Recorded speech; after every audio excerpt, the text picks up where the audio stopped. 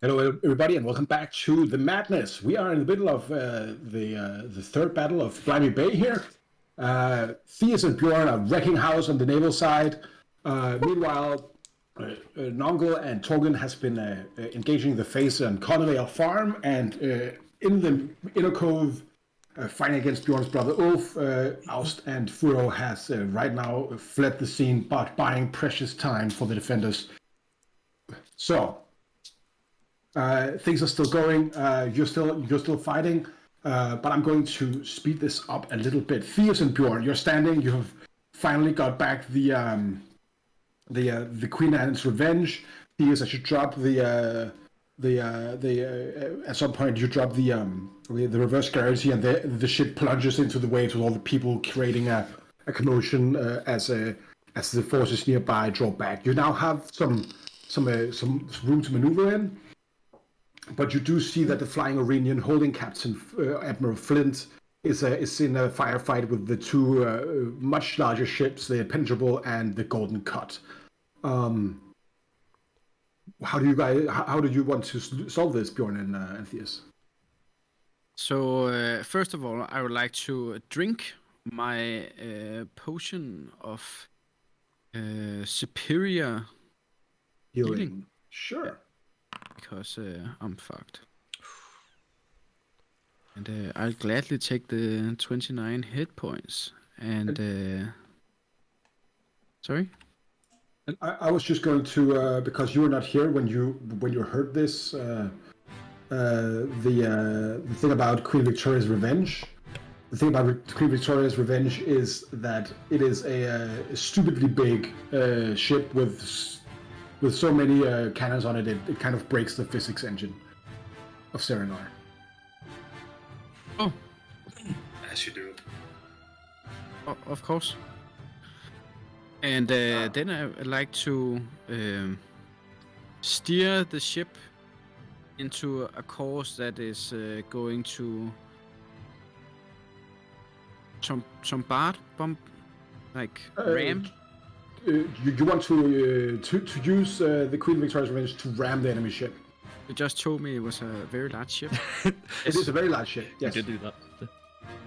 I will try to rally the troops here on the ship as they have been. Man, we are victorious! We will be victorious on this day. This is your home. This is the enemy. What do we do with enemies that invade our home? We kick them! Right in the taint! We kick their butts! We kick him! Kick him good! One day we will die, but not today. What do we say to Davy Jones' locker down in the sea? That's also fine. They all raise their glasses and cheers for Davy Jones' locker. They stop in the middle of combat to grab a drink. Like, yeah, they're pirates. Yeah. I respect it. They're all two weapon fighting, but one hand is always just a tank. As you see, one of the like a rescue boat comes up, and you see Captain what was his name? Havelux of Worcestershire kind of goes onto the ship. Oh, well, how there, gents? Having a jolly good time here. See you repel the invaders. Very good, very good. Oh, let me just set up something over here. And he sets up a bar as he begins to shake drinks in the middle of battle. What do you like, sir? What do you? Big guy, you there? Bjorn was his name, wasn't it? You have any clamnock? Ah, yeah, sure. Delicacy about this part. Well, not too fond of it myself, of course, but sure. Gives you a big mug of clamnock. And you there? What's your name? Currently not important. What we get. All right, Mr. Nuts. Can you? What would you like to drink? I have every kind of alcohol here. Gin, more gin. I also have this kind of juniper gin, which is quite sassy, if I may say so. It's just gin. Okay, give me a bottle with the most explosive thing that you have, and then let's throw it on the other ship. Currently, if you have any alcohol that burns really brightly, I think it's. Oh, what you want is a Manchester Special. Don't know where I know that name from. Let me get that. I will construct a Molotov cocktail from my Kinkering tools and ready that. Give it to the. I will ask around who's the best thrower. As soon as you see like the white in the eyes, throw it on the other ship, and then put the Molotov cocktail on his hand. Aye, he takes the Molotov cocktail. Oh, don't forget this! And he gives you like a football sock with like a half brick in it. This comes as a compliment to the Manchester special. There you go. Man. That's called a Bradford special. Just looking on the ship if there's like the anarchist cookbook somewhere. Remember, kids, hooliganism is not gentlemanly behavior. Now, tell you, lads, let's go. Cannons done already. Follow Bjorn's lead. Go ahead and give me a vehicle's C, Bjorn, to see how this goes. Fairly sure that was a hate crime, but I'm not entirely. Towards you, or? Yeah, no. No, So it's, how do you it's want me satire. to? How do you want me to? Intelligence? I'll say wisdom for this. It doesn't make a difference for you, does it? Remember, he's mind blanked. You also have inspiration still, which you haven't used. So I can just do it as insight. Just an insight, because yeah. Just I have it. you have fighting inspiration as well. But doesn't matter because he has exhaust. I'm exhausted. So that's a natural one. Yay! You Instead, kind of- just asking, can I help in any way? Probably not. Bjorn, how does this go horribly wrong? Like, Bjorn has totally forgotten he is in his giant form, so he rips off the wheel. the wheel, and and while drinking the clamnock, he crushes it, so it's unusable, making Oh the man, boat, shit. Can I look just for anything that resembles a move on wheel? its own. All the pirates are just getting into a frenzy. Yeah, we gotta kill them, boys! Kill them! Kill them! As well, bad news is boat is dead in the water. Kubitori's revenge is dead in the water. Good news is you can still fire upon them. I would just like, while after Bjorn ripped it out, I say, shit. Can I use my tinkering tools to look for anything that can like use as substitute to like steering wheel? If you want to do this in a matter of seconds, I'm going to need a I just very need big... something that can be like just like a cockpit. Like when you're the pilot in the cockpit, you don't need something not like a steering wheel. You just need something that can go left or right or You forward. need something Big old very, wrench. like, without a good steering wheel that is made to do this, you need someone at the rudder basically to turn it in the water. You need something very... Well, how the steering wheel usually works is like when Yeah, you it's go like left or it's right. like a rope pulley system. So you could maybe go into the bowels of the ship and get someone very strong to pull the ropes. Yeah, sure. Like I asked a few men, like as they, because like I have a general idea how ships think, like from seeing Bjorn. I just to say like it's only mattering if you go left or right. Like essentially, it doesn't have to be anything complex. It's not going to be very maneuverable, but you just want to sail into the other ones. Yeah, we just want to get like forward and like get the sails on, and we just need to get like generally forward. It's the only thing we need. My good sir, that's mad. What a wonderful idea. All right, let's go, lads. Come on with me. I'll make this work. We will not be maneuverable at all, but we will go full on straight forward. We'll jump right into the maws of hell, won't we? Well, perfect. I've been wanting to die for a very long time. Let's go, Taddeo, lads. As he just Okay, goes into the everyone bowels of the listen. ship. I will look for any drum, and then I will just like, doing this shit like, so everyone like gets into rhythm of pulling, and like, Theus, you can go ahead and give me a... what roll is good here? I'm not going to let you use deception or persuasion again. no, that You already performance used if you want to. Yeah, go ahead and give me a performance check to see how this goes. Oh, Okay, that's really bad. you managed to get it done. The ship is numbering in the right way. Do you want to do anything? Do you want to prepare something, or do you just want to ram the fuck out of these people? I will follow Bjorn's. As I'm currently sitting like somewhere in the rump of the ship. I'm following Bjorn's plan that he wants to ram the other ship. So, just so you know, our duo is not the smartest. Our duo is not the smartest. So Bjorn's usually the doer, and I will just try to make the plan work. Bjorn, As you get closer to the other ships, you see a three-way firefight. The flying Iranian is getting blown to smithereens. On the quarterdeck, you see Admiral Flint standing, pistol and cutlass in hand, kind of steering the ship, yelling out orders as splinters and fire just goes up everywhere. She's hurt. She's badly bruised by the fighting. On the other side, on the other ship, you see the Golden Cut directly ahead from you. From their quarterdeck, you see a very poised Admiral von Kextris, seeming secure in her victory. Yeah, that's our target. I steer not only for the ship, but from the part of the ship where she is standing. Go ahead and give me another vehicle C. Go ahead and give me that with advantage, so it's a straight up roll. Oi! Woo! You still have bike inspiration if you want to put something on top of that 19. I'll do that. It's a 1d12. 24. Oh, Tell me what happens. Man.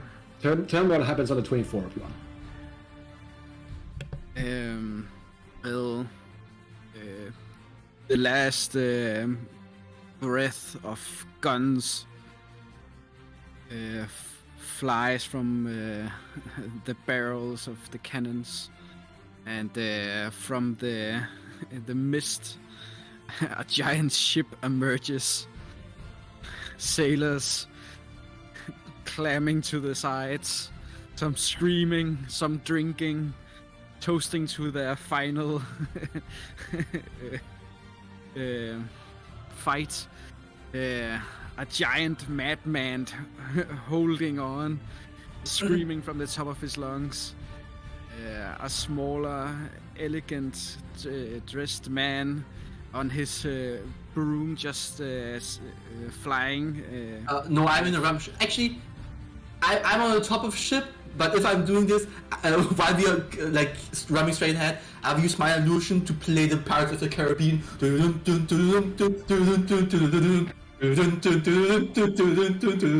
With smoke, fire, guns, and sails, everything.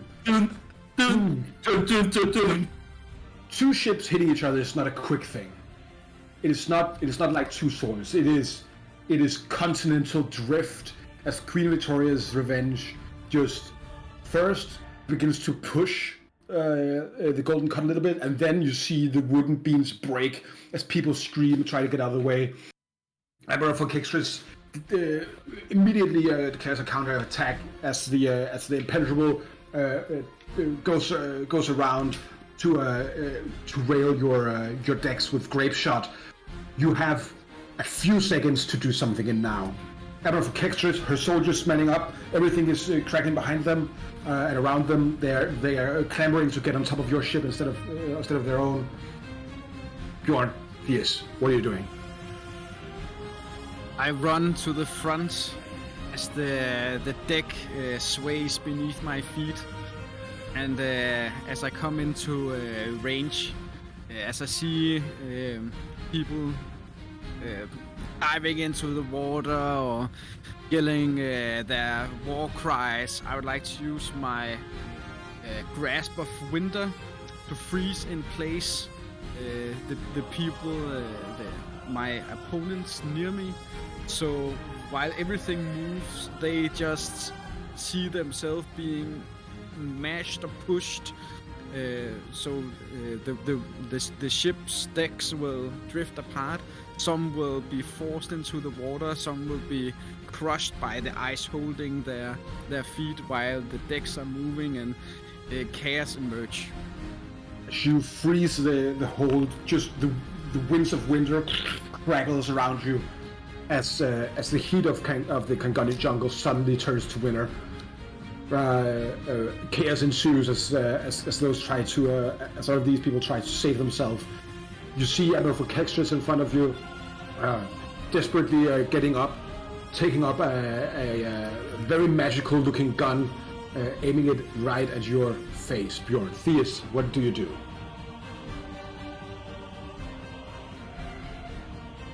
There will be no fleeing this, my lady. As soon as I get close enough, 60 feet, I get in 60 feet, when she pulls out the gun, I use Magnify Gravity so she drops, hoping that she drops the gun. Magnify gravity. So she That must, is. I will also use my unsetting words so she subtracts from the saving throw.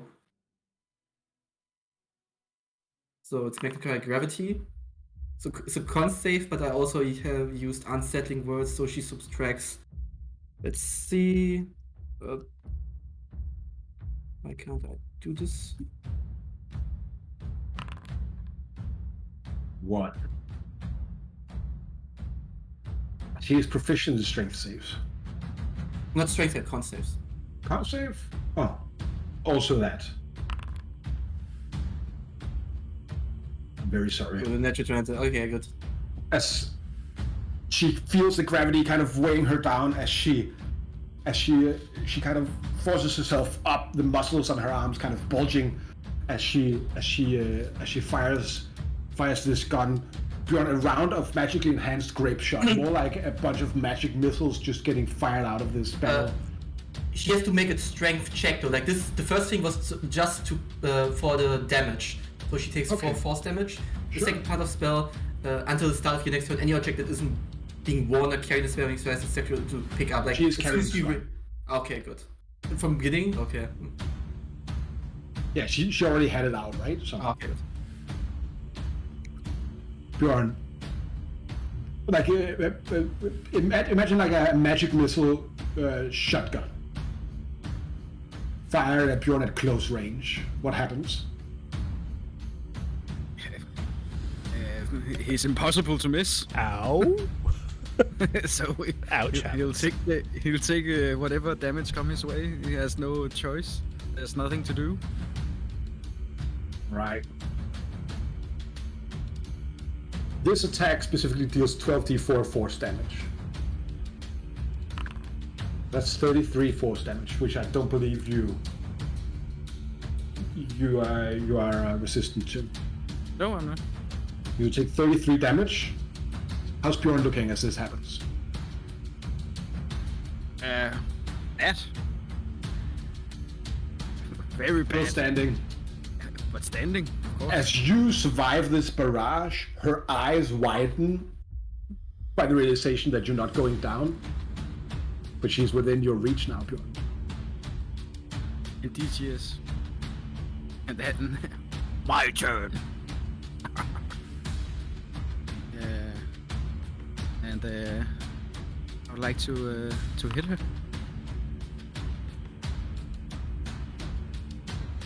I don't- 32. Why do you give 98 damage? It's 21d4 for some reason. There's something with your bless here. Oh, Holy shit. yeah, it's Jesus fine. Christ. Yeah, it's fine. We'll take the 94. I don't 91. think this lady can stand up to you. She's not that good of a fighter. So tell me what you do to her. First I take away her gun, and I hit her so hard that her hands break. Both of them. Then I hit her in the stomach, so she like snaps. She goes out. The And then I battle just watch her fall over. at this point, the command chain of the Leviathan Trade Company Navy kind of disintegrates. This battle is won, but you have a choice now. You can either let the battle go on. If you do that, you will not need to spend any more resources. That's fine, and both Cephis and the Admiral survives. If you want to push the advantage and gain the help of the fleet to maybe solve some of the other problems inland, both of you takes a level of exhaustion. Both of you takes 30 hit points damage to a minimum of 1 hit point. And Theus, you will have to spend, let's I have see, nothing left. You have no spell slots left at all? No, well, I have the fourth, the third, and the second one, but no higher level. You'll have to. So I'll say you have a fourth of. No, so I'll say if you spend your second level spell slot and you survive 30 hit points each and take a level of exhaustion, you will be helped in the other things. So you'll have a greater chance of succeeding. Sure. We need to help the others. Well, I'm already on the way as I go back into the rump of the ship and say, okay, now with a little bit more flair, I will go back to my drums and will this time try to do the drum a little bit better. As you go down and look, you see the madman, Captain Sir Havelocks of Westershire is just standing shirtless, screaming as he's like pulling these ropes, just completely engulfed. As you turn the thing around. All right. So Bjorn, you're both reduced to 1 hit point. As I look in your face, you never look better. Just a little bit more, and we will be victorious on this glorious day. You're just both completely soiled in blood and sweat. You both take a level of exhaustion as well. DM, I would like to take my hand and just snap off the broken hand of the Admiral to have like her gun and hand. Oh, and can I get the gun? Throw it to, I don't know, Sophis? Matthias? Yeah, sure. Think you can. As you... Actually, give it Sophis, he's a better sniper than I am. You turn around, setting sail for the quarterdeck ridge dock here, as the battle has turned. Still standing, but barely. You can heal for 5 hit die each if you take 1 level of exhaustion more. No hit dice left. Well.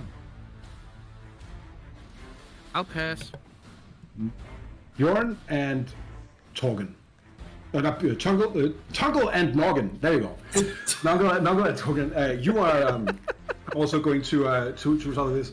You are squashed into this small like side room of a barn. There's just a bunch of pig feet and kind of tools around here as these face assassins are swarming you. What are you guys doing to keep them at bay? Are you just fighting for your lives? What kind of I'm gonna drink my potion of invisibility, and I'm gonna try to stay as far away from them as possible. But I want to look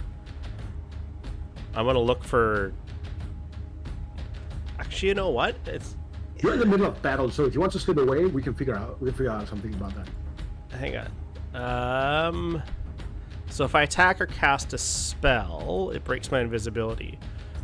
But I could use Visions of the Past, and that won't break my invisibility. That is not a spell. That is a minute. Yeah, invisibility lasts an hour. We need to get out of here then. But yeah, I You're also assuming I'll just let you drink a potion of invisibility and not give them any chance of figuring out where you are, right? Or yeah, I still have they won't proficiency in just ignore. stealth and pass without trace. Yeah, So I know, but I'm also saying like this is not going to be an automatic thing you can do. But sure, also an idea. What about Torgen? I mean, I am invisible in the dark. Is it dark enough in this place that I could possibly try to sneak through the house, like, you know, without going outside in the lights? I'll just remind you for a little while, for a second, what happened. Oh yeah, it's stuck in a barn, surrounded by assassins. Yes. I definitely remember that, yeah. Currently barring a door with people that try to kick it down. You are in combat. You're not just...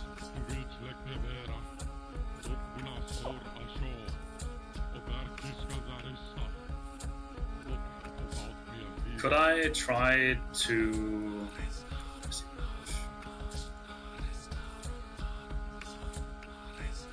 Could I try to bar the door at all? Like, what kind of door is it that I'm currently blocking? Like, just a barn door? It's a big barn door. Yeah, there's a bunch of tools. You could probably put that across there.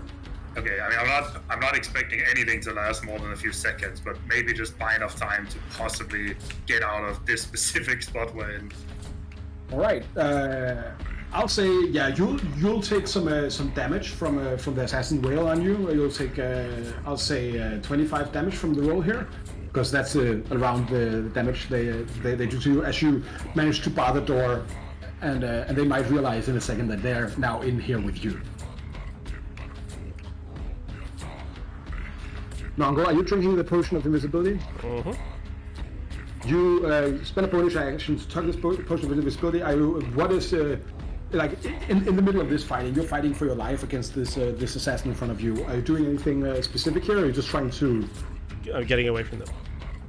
You're getting away from them. I don't want to be close to them, so I want to like, yeah,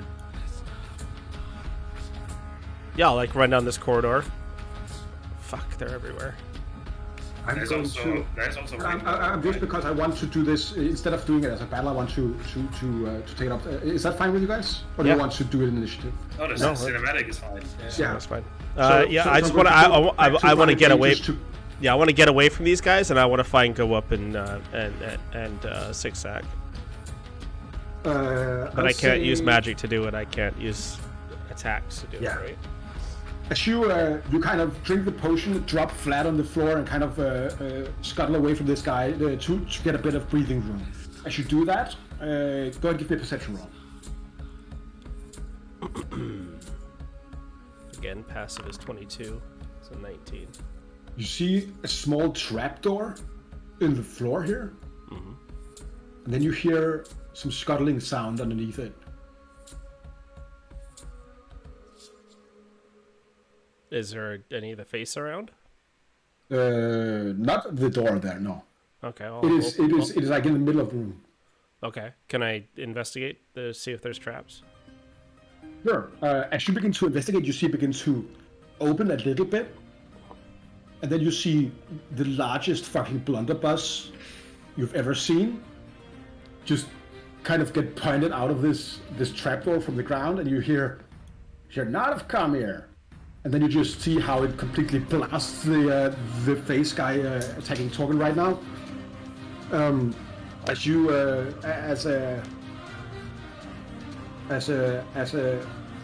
you see old man Carnival kind of Vietnaming down in his basement here. How do you guys react to this? I'll say it. You can't see me. I'm invisible, but it's an angle. I'm coming down. Get down here. That's all. I'm also invisible. Long story. Sure. Take care of that guy over there, and we'll figure that out. All right.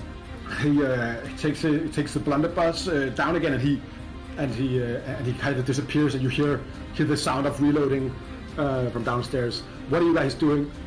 Was there anyone else in the room? Yeah, there was one more in the room with you. Another one like barreling down the corridor.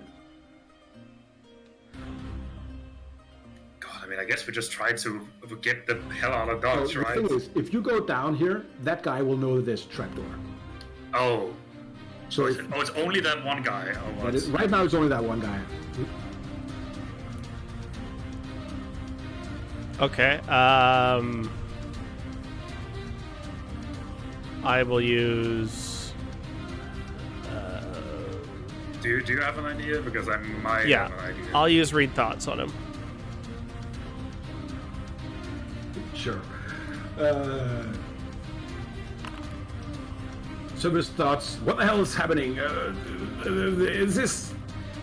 Oh no! I just want to use that, and then he failed it, so I'm going to suggest that he, from invisibility, I'm going to suggest that he, there's quick. They run out that way. Go that way. Tell everyone. Go that way. And I'll just point like the. Right, he just kind of barrels down, runs into his friend as you come down in the sewers. Very important. Tell everyone they went that way. Yeah. Cool. As you runs out, you are alone for a hot second as you delve down, closes the trapdoor, and you see old man Carnival alone for now at least. He has built like a maze-like kind of tunnel network underneath his farm. He's holding a massive blunderbuss. And is right now reloading it. He can't see. Well, I guess he can see you, Nongo, because you cast a spell. No, that's an ability. Oh, that's an ability. No, so he can't see any of you. So right now he's just like biting the tip of a gunpowder packet as he's pouring. Do I see Snake Sacker go up? Not here. All right, I'll ask the farmer. Where's Snake Sacker go up? Oh, they're safe. Down. Where? In my safe room. Show me your They safe told me room! this day would never come, but I was prepared for him. Silence, old man! Show me your safe room! Now, come on down here. All right. Yeah, where's the dwarf?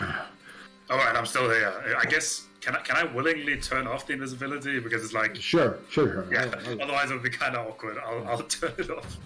Yeah, I'm still here. Did they have a giant horn with them when they came down here? No, well, I haven't seen any giant horn. No. I went to the wrong house. That's for sure. They came here, your friends. You took them in, saved them, and they've been searching ever since. But no one gets past the old Gunvale. I've been an adventurer for many years until got Okay, safe house, please. Quickly now. Sure, all right, come on, this way. There's like a you're dozen soldiers. You might want to keep going. crawling through like the downstairs area. As you hear the faint sounds of rigorous searching upstairs. Better not touch my dead wife's things. As he kind of crawls through this area here. After you come down to a second level of basement, and you see like a big vault door that has clearly been tinkered by a mad scientist gnome. That he kind of goes in and he puts in a key, and then he opens a small door. He puts in another key, and then this goes on for a while, and then he opens up this door, and inside you see like a nice lounge with like a Chesterfield couch and some alcohol, and it's not nice alcohol. It's just big jugs of triple X kind of moonshine, right? And in there you see a completely knocked out Snake Snack. And Garwop completely bloodied on his last legs. Cousin Nongle, is that you? Oh, he can't see you, can he? I'll be like, it's me, Nongle, and then I'll cast Where? I'll cast Healing Word on Garwop, and that'll put me back visible. Where's the Galahorn? Cousin Nongle, is that you? He Yes, goes it's down to me. him Yes. and hugs you. Where's the? Stop bugging me. We're in a hurry. Quick. There's Why guards. are you angry at me? I'm not you angry. were attacked. I love you. All right. I see stuff the gauntlets. That's love you good. They look too, very Cousin nice on you. Nongle. Good. I love you too. Okay. Anyways, nice and tea's over. We need to get out of here. Where's the Galahorn? The what? The Galahorn. What we stored on the ship. The big horn. I reckon it's still in the wheelhouse. Good. All right. Well, you're coming with me. Okay. Torgen. He's on his last. Are you sure that's a good idea? Look at him. Well, I'm gonna take him. I'm gonna take him into the levitator. No one will expect to look there. We'll grab it, and then we'll dimension door out again. I have 2 dimension doors left. Do you have one left to take Stick Stack far away from here? I mean, I'm running on fumes, but I can last a bit longer. Yes. I mean, do you not? Another suggestion, and he talking. He kind of just old man Connery just stuffs like a big blunderbuss in your hands. How does this work? Well, You didn't fight in the old Sundering War, did you, boy? Point it the wrong way. How does this work? I guess you could use it. Like you're dwarf. You know how to use this. just like old times. You didn't fight in the old Sundering War, did you, boy? No, I did not. Well, I'm guessing you did. Yeah, aye. When they went into the heartlands of the old dwarven hulls, we dug many tunnels out there. They thought they could hide and be sneaky, but there's nothing more sneaky than a tunnel and a blunderbuss sticking out of it, you reckon? Are you suggesting we take the fight to them or we bring them down here? Both. I have a few traps are in the house. No. I've been hoarding food and supplies down here for the apocalypse, but I guess this is as close as apocalypse as we get to. There used to be, you're a ranger too, kid, aren't you? Old man Connibel's a prepper. Fucking hell. Seems like it. You're ranger too, right, kid? Oh yeah, I have my own fair share of fighting underground and fighting from a little bit of. I don't fight fair. Let's put it like that. So I'm fine with this. If we can manage to get them down here, that might just work. Perfect. Well, fighting fair's for pansies anyway. All right. He takes out like a big, meticulous map of just like a massive tunnel network underneath his house. Here's a trap. Here's a trap. Here's a trap. Down here, I have a big square. And inside of that, there's a big what do you call them? Ooze squares. With some what do you call them? Big ooze, but it's a square. Some dungeons are using gelatinous them as cube. vacuum. Okay, Yes, good, one good. down. Square cube. Got it. Yes, It's a got it. gelatinous cube. Right. They're almost invisible to the eye. Yeah, that's fine. That's fine. Right. Yep. So we could lure them on top here. He piles up, and we could drop a few of them down into one of those cubes there. Took me a long time to get it down here, but no, money. Well, old man, do you think you could get everyone out safely then? I don't need to get anyone safely out if there's no danger, do I? Well, unfortunately, with these creatures that we're fighting, they seem to keep coming. Well, then I will keep shooting them. Now, listen here. Your name was what? Numble? Numble? No. Yeah, alright, so. Nongle, Shedwell, Hugler, Wuhapney, Kelbar, Dinblim. Alright, sure, I'm Jack What's your Conrail. full name? Alright. Jack fucking Conrail. I took my wife's name, alright? Alright. So, she died many years ago, but I won't do too much exposition here. Alright, look, so, Now you're not going to do much exposition. Right. Alright, listen up here. I love this guy. I saved your family, right? Saved them. We're good. They're safe. They're not dead, right? Right. So listen here, my wife, right? Me and her, we built this farm. It's the only thing I have left. No kids, no family, and just the memories of her. I reckon you owe me. You owe me some fucking work to kill these people, okay? So now we're going to use my traps. And we're going to kill those son of bitches, all right? Very well. And then, know what? That's nice. Know what? All right, I have the mightiest hogs in the Vale, right? So Yes, when we all this used done, them before. They were fantastic. when all this is done, we're going to cook you all a feast, okay? It's going to be a hero's feast. It's going to be the best fucking hog you ever got, all right? Do you know that spell? Strange. He takes out his hand to shake it. I shake his hand. By the way, Right.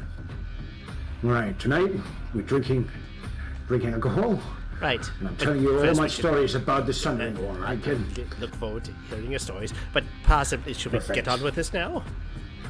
Sure. All right. Go ahead and both of you give me a check for planning the dumbest ambush. I'm going to roll 2 dice here for Omac Conneville. Omac Conneville has expertise in this kind of survival, so I'm going to say that he gets a 25 on his roll. Would it be worth using resources on? Yes. Yes. Definitely. All right. Cool. I will use the 1 gallon of cracking glue. Oh no! You don't need to use the whole gallon. Yeah. Oh no, I want to use the whole gallon. I can make more. I got tons of extra Kraken parts, so I will use the whole gallon in gnomish fashion, and I will Sure. just every kind of exit that they can or extra entrance that they can come into. I am gluing everything so they just get held up with sovereign glue. Beautiful. I will use my little clockwork fire starter to light some. I assume we have a bunch of XXX alcohol, so I'll use that to blow shit up with. Let's see, what else do I got here? This is fun. This is right in gnomish territory. Gnomish Vietnam sounds horrifying. Yeah, this is exactly what this is. This is great. The last place. I'm gonna have Vietnam. I have a bag of sand and Vietnam. some chalk that I am going to set up to explode. Let's see here. Go ahead and give me an investigation roll because I this is beautiful, but I want some numbers from you here too, Tan. God damn it. But go ahead with all these bullshit. I'll give you. Well, that's perfect. 31. You just you and old man Conneville, Jack Conneville has the quickest brainstorming session of all time. Torgen, this is quite frankly scary to see these people figure out ways to kill people. All right, so we use the glue here. I'll just hit them with the old 1-2 there, and they'll fall down to the hogs. And if I yell squiggity squig, they'll eat them. All right, sure. All right, this one over here. All right, there. When I go up here, you throw the sand in his eyes, and I'll throw him down to the cube. All right. All right. So what about you, dwarf boy? You going to go get your horn or something in the meantime, or what? I mean, I can help with setting up some traps, but I'm also quite good at moving quietly. So if you want me up top, I can go get the horn. All right. Sure. All right. Wait for my signal. We're going to explode the west wing. The West Wing? We're gonna explode the West Wing? Yeah. I'm sorry, Yeah, America. the kitchen is in the south wing, so it's fine. We can still have the hog tonight. That's the most important part. All right, sure. Let's do this shit. Go ahead and make me a stealth roll then. What's a stealth roll? Yeah. I'm very in character over here. So was this just me making stealth? Yeah. Oh, okay.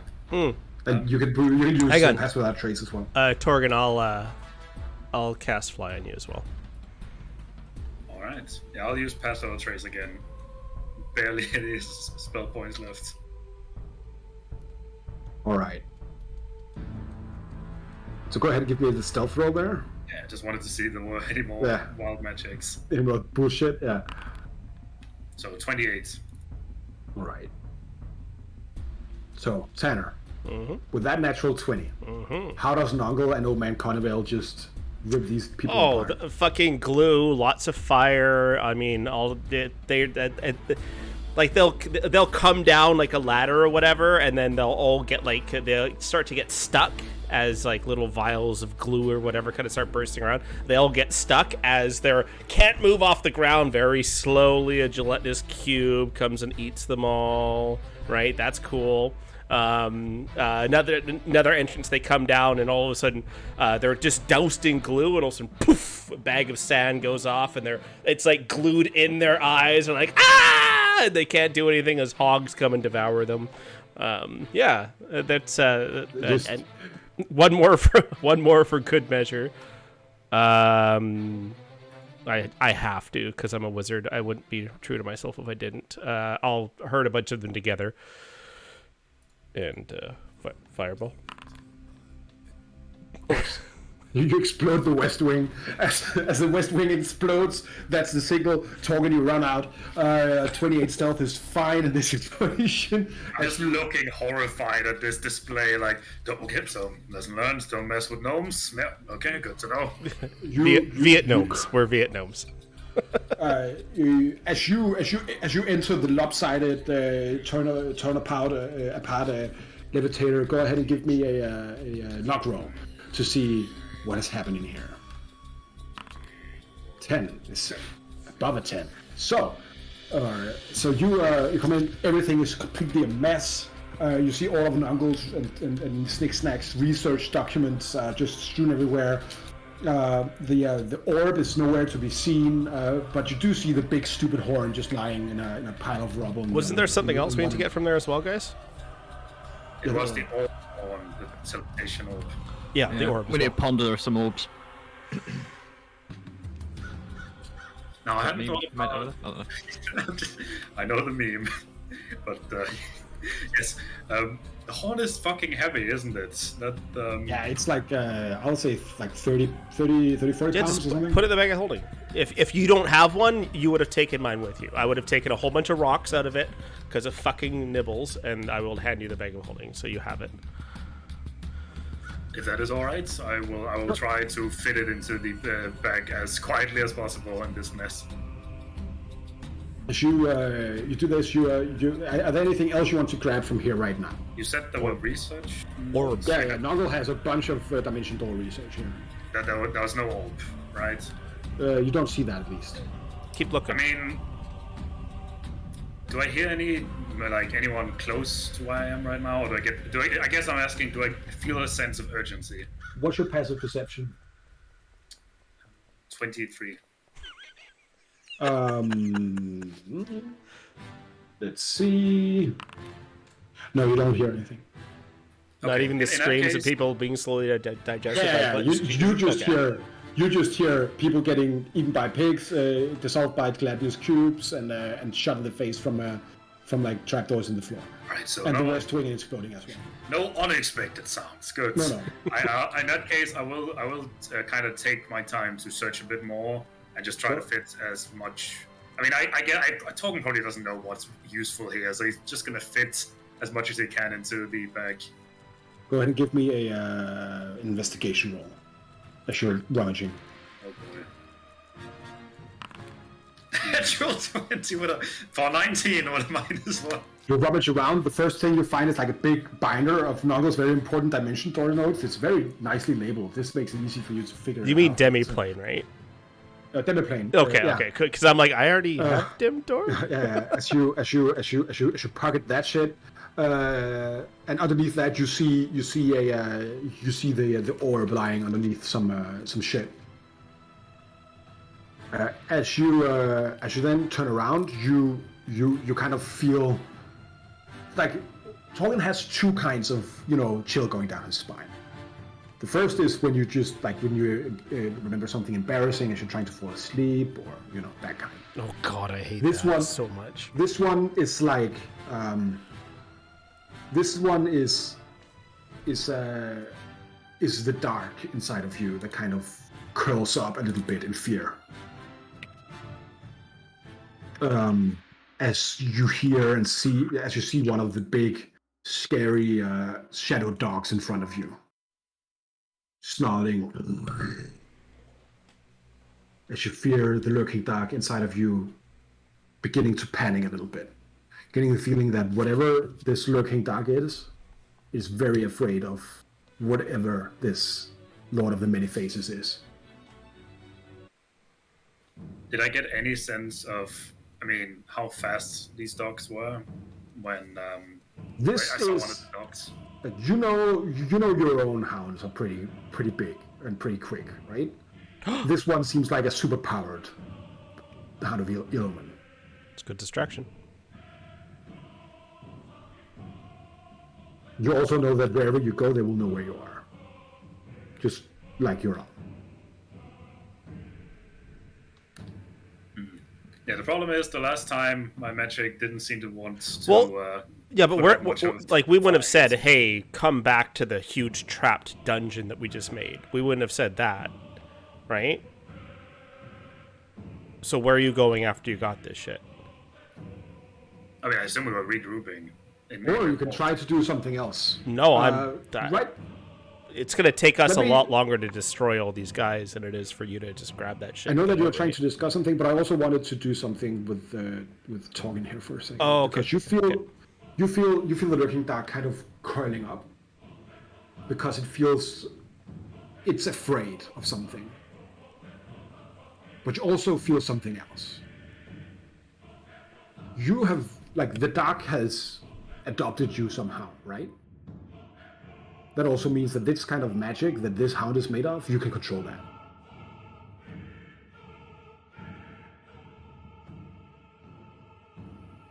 Do I have any idea how I would do that, or is it just a matter of trying to enforce my will? Yes. Precisely. Okay, I think I will. Well, if you have great, you have all the possibilities of role playing to solve this as well. Whatever Torben you think of, or whatever. I know you're a sneaky guy, I have Anton. a stupid idea. So I'm extremely low on resources. Physically and mentally, my magic is very low. So I would like to just put away any weapons I have on me. Kind of put a hand out in the most calming gesture possible, and then in the other hand, I will dig it into my bags, and I don't know if you'll allow me to use it for this, but try to draw on as much of the corrupted magicite as possible to kind of empower what I'm trying to do right now, because I don't have a lot of magic of my own left. Sure. As you're doing this, what are you doing to the dark? Are you communicating with the lurking dark? Are you doing anything? Because you probably need to convince that. Yeah, I think I am, as I'm holding up this hand, kind of in my own head, I'm just mentally thinking, look, I barely have any idea about any of this, but I know that whatever you are, that thing is connected to that, and I know we can deal with that.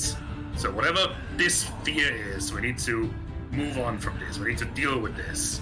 We'll figure this out one step at a time. Right now, we just need to solve this. This is the worst one of us.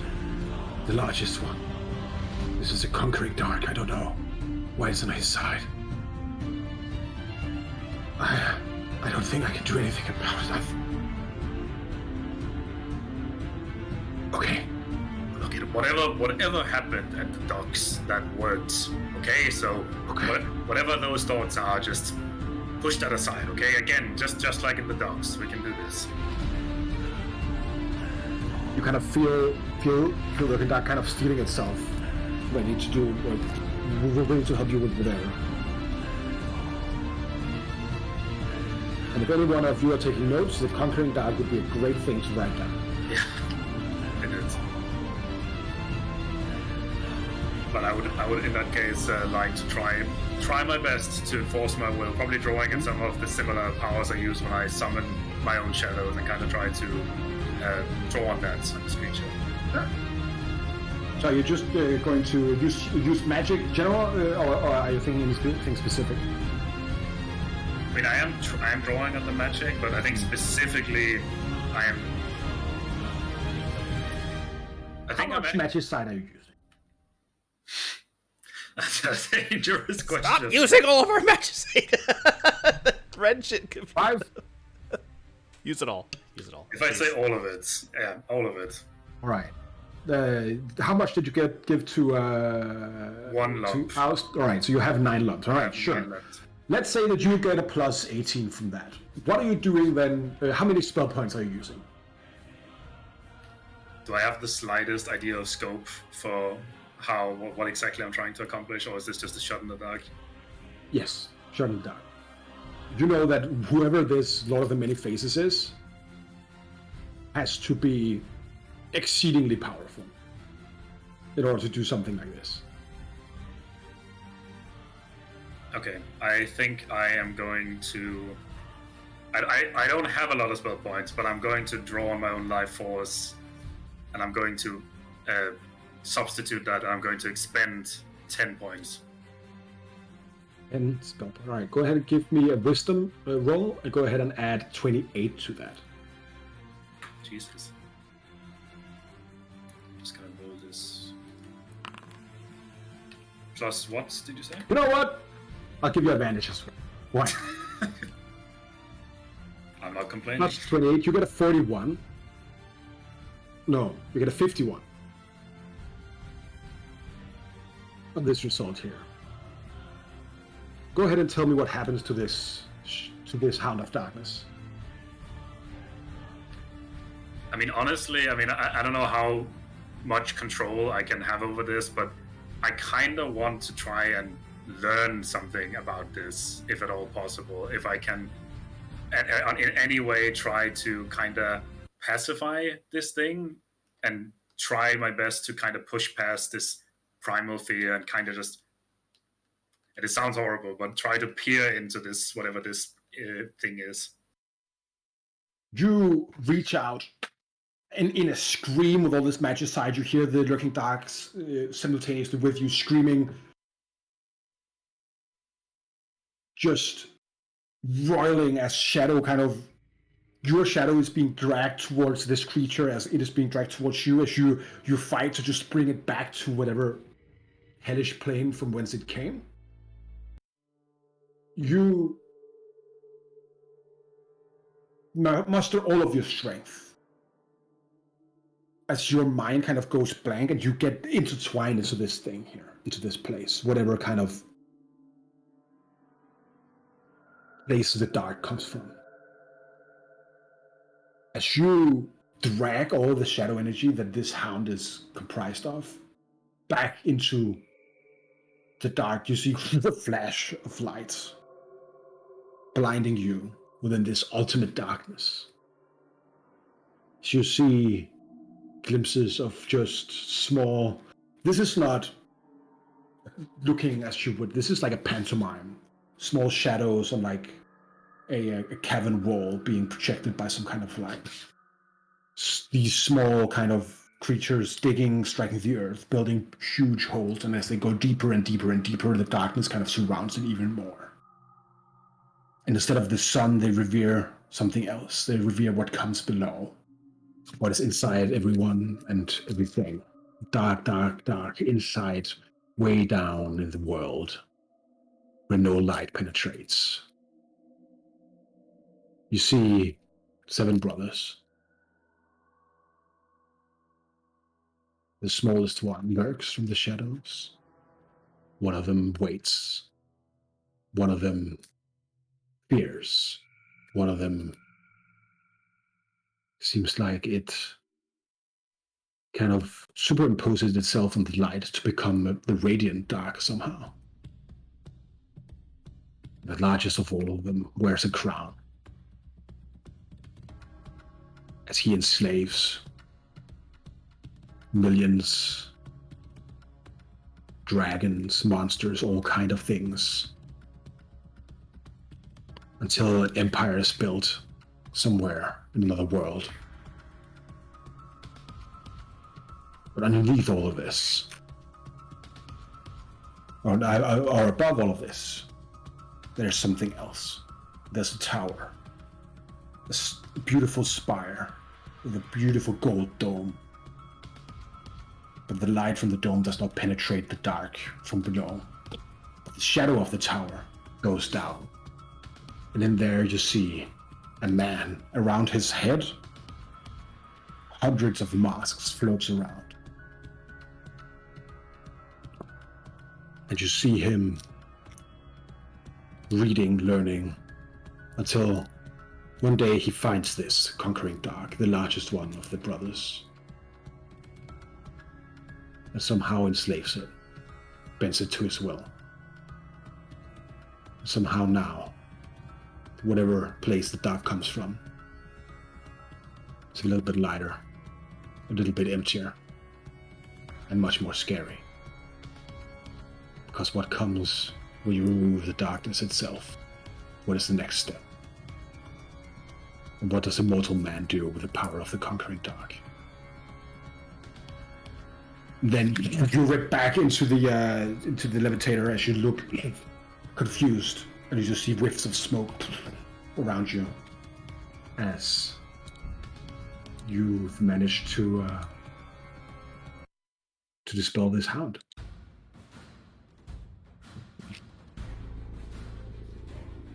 Talking is kind of reeling from both the vision and the emotions that is causing from this presence in him and from himself. Oh, sorry, go ahead. No, I was just gonna say that after kind of just zoning out for a few seconds, he's kind of just gonna shake his head. Okay, one problem at a time, and I'm gonna hoist the bag and try to get out of there. Kind of go ahead and take a level of exhaustion too. I think that's fair. That is very fair. Very fair. I will tell you, the DC of this check was 42. Jesus Christ. That's it? Weak. Jesus, Weak. 42 is ridiculous. No. Specifically for this.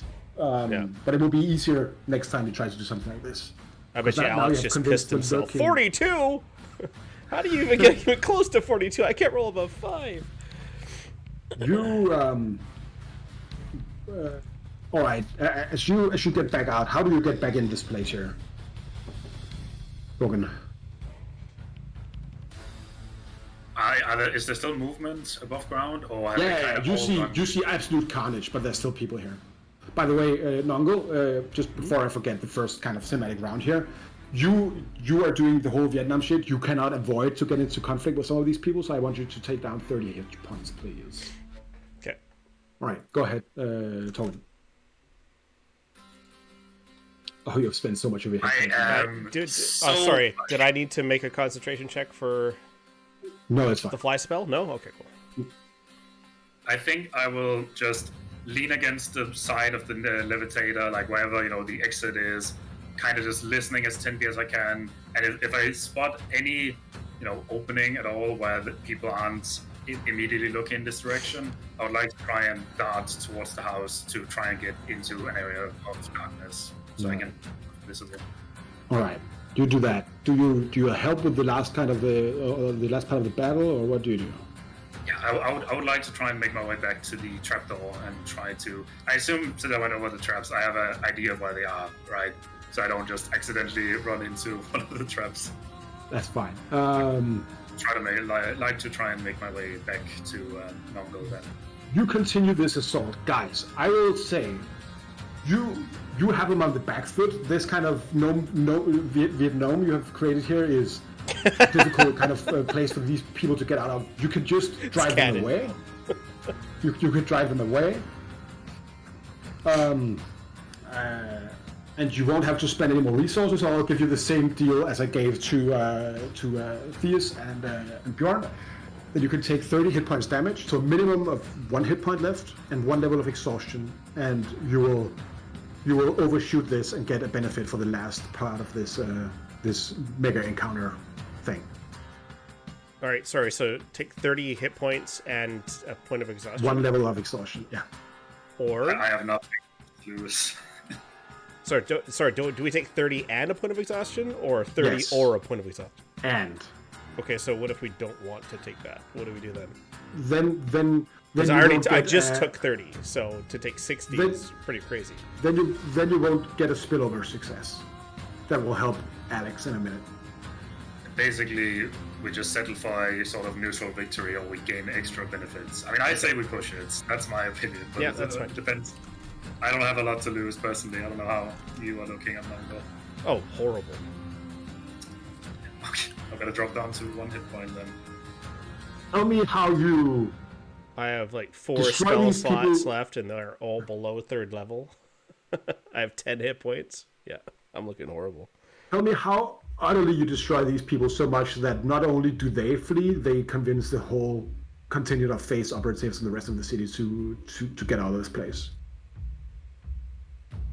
I think since talking is so absolutely physically messed up, I think he's actually going for more psychological warfare at this point, like kinda staying in the shadows and using illusion magic, like, you know, very simple illusion magic, but, you know, like manipulating the shadows and sort of trying to scare the shit basically out of any soldiers that are already dealing with these traps, and basically try to be as non-lethal as possible and just, you know, traumatize them so that they hopefully will sort of spill over to any other people that they might meet when they flee. Beautiful. And Nongo? I'm just Doing it Vietnam. again. No. Just fucking Vietnam. I mean, You just see I don't know. Marvel I and, really don't know what else you want me to say. Vietnam sums everything that I could possibly discuss here. Now, all right, listen here. All right, so I need to go grab my bag of things, okay? So when you, I have this sticky tar here. If I throw them out, then you can set fire to it and they'll burn alive. Of course I can. Just rain fire from above. It's great, all right? So let's just do that. All right, ready for that? Can do the firebolt? Fireball. No, no, just- That's what. You want one there? Alright, so- Or there? And you I'll just start make throwing all these firebolts. You see, like it's just like a fucking cavalcade of you popping up of trapdoors, dragging people down. You see at some point, old man Carnivale tips his head up. He just throws a jar of tar in the air. He shoots it so it splatters like around. As Nongo just sets fire to it. As literal fire rains down on these people. At some point, he crawls up a shaft. He takes like a big bag and he drags it down. As he runs over to the last man standing, he just takes out a big knife and says, "Never should have come here, boyo." As he just stabs him and he keeps stabbing him. As the last remaining of these face just pop out of the way. Now, that was the most fun I had in years. You guys, son. Are we done now? Do you know how to get me and my family out of here? We've done everything you sure, wished. Yeah, no, and I mean this seriously. They're safe here. Can I haven't had guests in 20 years. Can I have you guys some dinner tonight? Roast of a prime hog. If we have time, yes, you can. Absolutely. No, yes. no. We will take you up on You that. say there's some kind of war going on in the city? Is that it? Yes, there's a giant war going on in the city. There's several of our party members that are fighting insurmountable odds. We need to get back to them. No, don't worry, I have a tunnel for that. Come on, let's go. This better not take too much time, old man. Should I be Let's go into town. Should I be holding on to this thing, by the way? And Talking is like still holding the blunderbuss. He just got shoved in his hand. You did not fire it? Look, it's. Are you stupid or something, boy? It's very loud, and I was kind of trying to be still quiet, but do you want it back? I mean, I don't know. I know how to use it, but I'm not sure it's really my style. It's he looks like in the distance was my son's grandbus. You know what? I'm happy if someone kills your shit. So, go ahead. We'll discuss it later. Let's go through the tunnel. That's on. Yeah. He begins to crawl through a tunnel. The perfect place for a gnome and a dwarf to go to war in. Oust. Hello. Hello. You and Furo are all wet, standing on the shores. Around you, you see the front kind of beginning to collapse, or not collapse. They're being pushed back. It does occur to me as well that Call Lightning is still up for another 9 minutes. Yeah. So I. You just stab them. Yeah, I might as well. It's up this way. Yeah. You get the other way around. And I guess you're helping the pirate front this time. Yes. All right. I've got a really dumb idea. All right. What's your dumb idea? Okay. Is Bjorn's brother still nearby? Is he still leading from the front, or is he? Yeah, definitely. Okay. So yeah, like we would have made our way back to like these front lines. So we're basically with the pirates at this point. I want to try and cast Charm Monster on him. All right.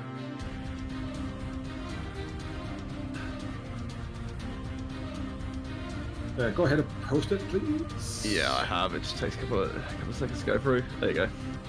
So it's a Wisdom saving throw.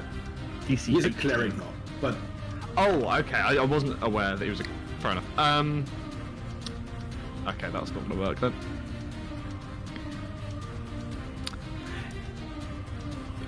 It was a long shot, but I thought, hey, why not? If he rolled 8 or below, which is a 40% chance, this would have been way different.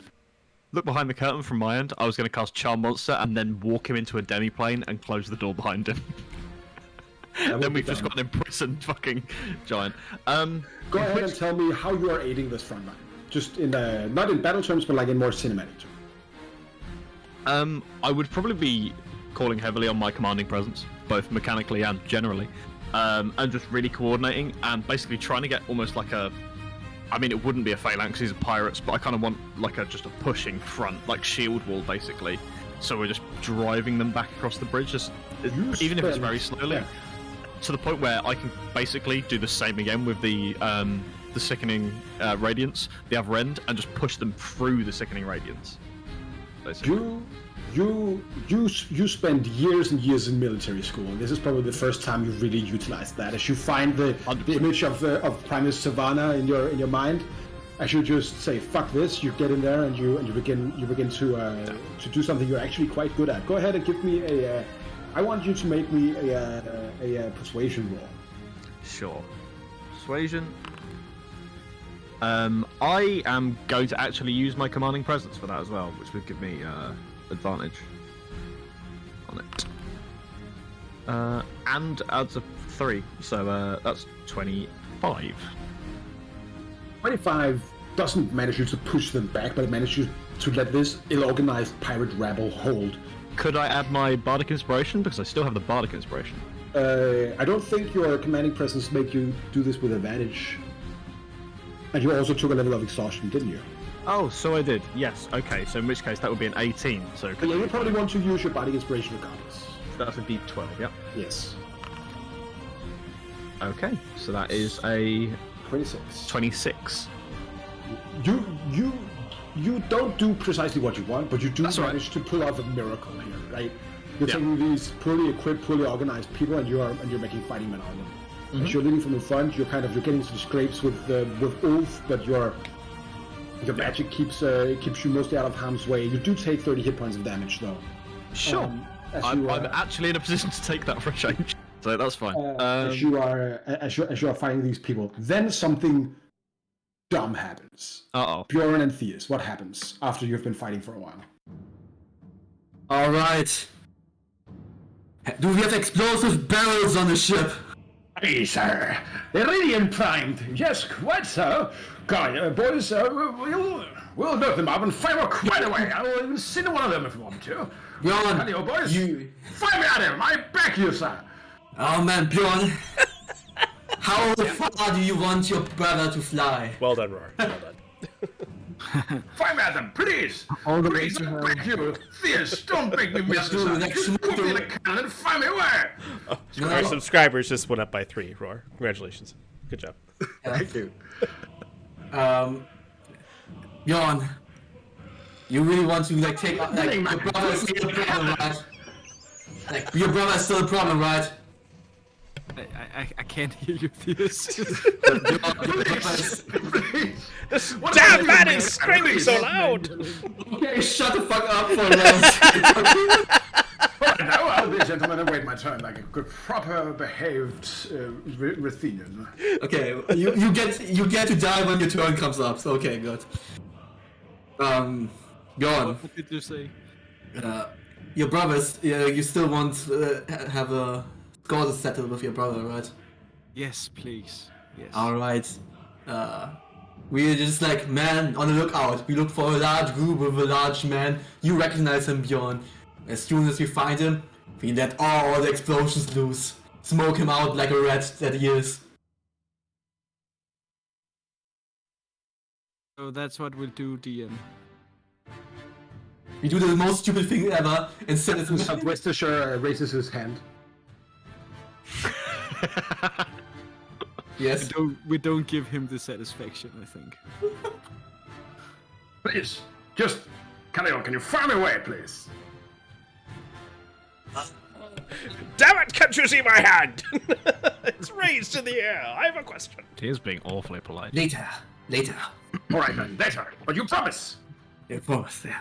Right then. Otherwise, I will not eat my dinner, and that's final. Okay, we have so many cannons on the ship. We actually want to make use of them. So the stupid Actually, thing it's we could- quite over there in the end. It's glitching out, see, it's because they're occupying the same space. That's why we say, like, to help in finishing this this last act here, we will fire all the cannons. Fire all of the cannons. I swear, these developers should never have used Unity. All right, let's go. As you begin to line up the cannons for a massive barrage on the enemy forces. Yeah, fire all of the cannons. Glitch them out. Let Right, the I'll cannon- take care of that. Do you guys want to join on the land side, or are you staying here on the boat? Do we? Yeah, You've both got one hit point. I'm more effective on land. Yes. Now hold this for me, and he gives you a big red potion. Thank you. Here's that. Son, now, go out there and give your brother a gold tally up in the good old bottom, eh? Sniff up a living on that. Let's go. I'll see you in there. I might fire myself out of cannon, but don't tell the other one. I'll drink I don't the even know what you potion. just said, but way to go. I just ask around. I will commission 2 wooden legs just in case. You heal for 31 hit points.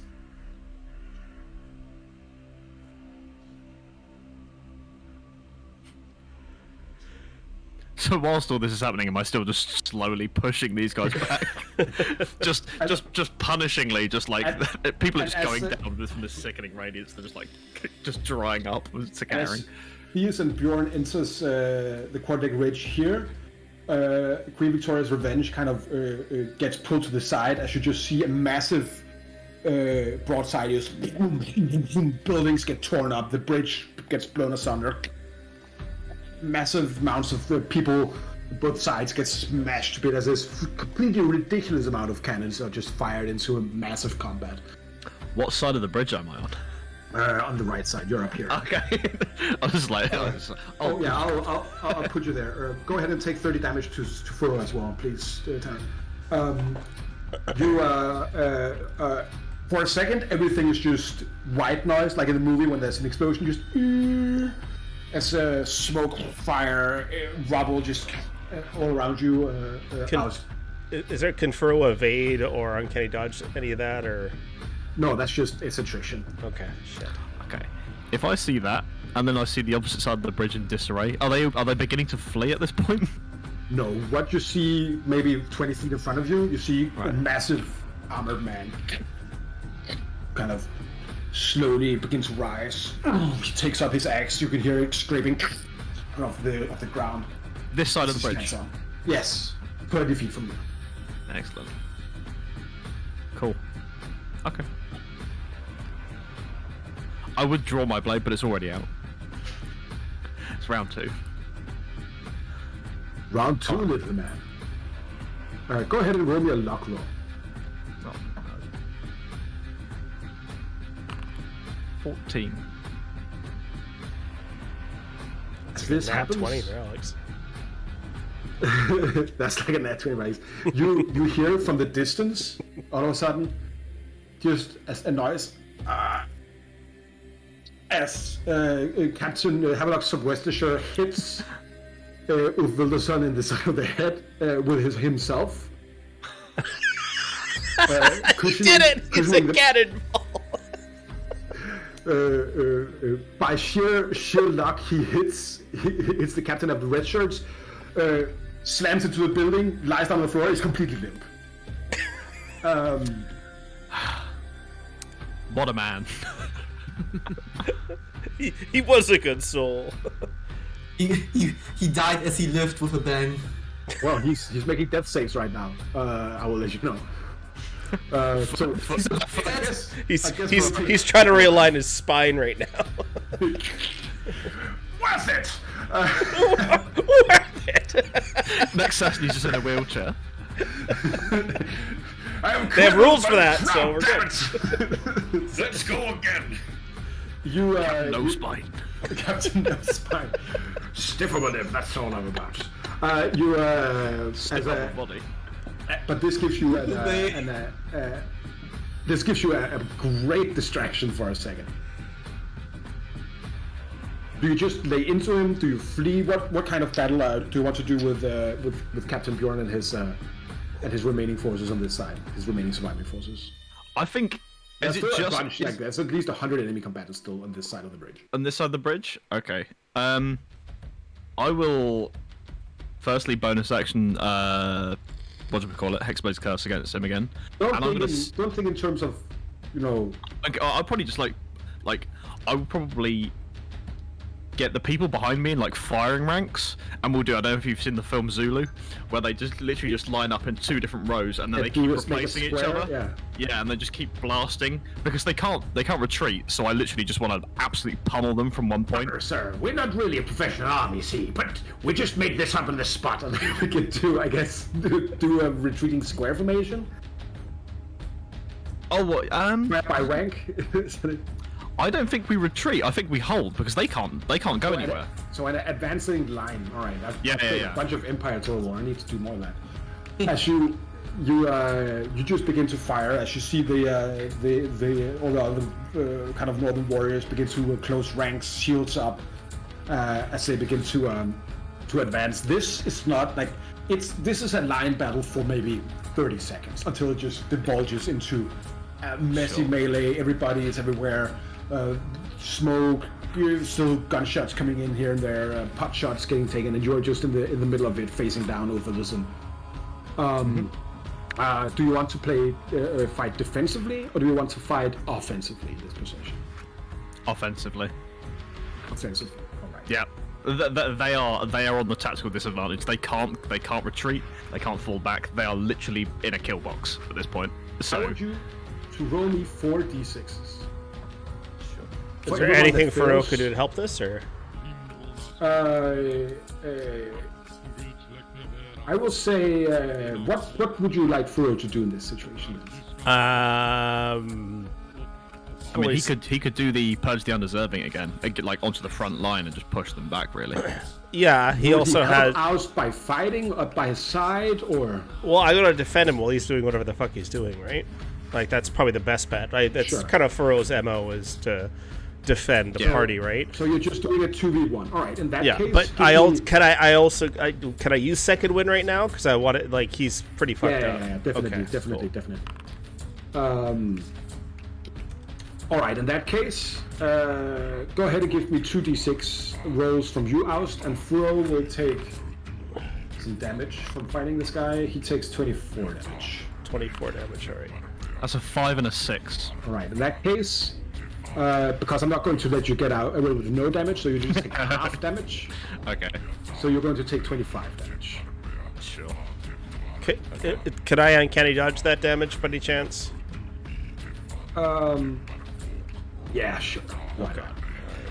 You're just holding the line. This massive man is just raining in blow after blow on you guys. But you're kind of holding firm. You're doing this aggressively. You're not doing this to what is it called? You're not doing this to protect yourself. You're trying to actively defeat him and weaken him.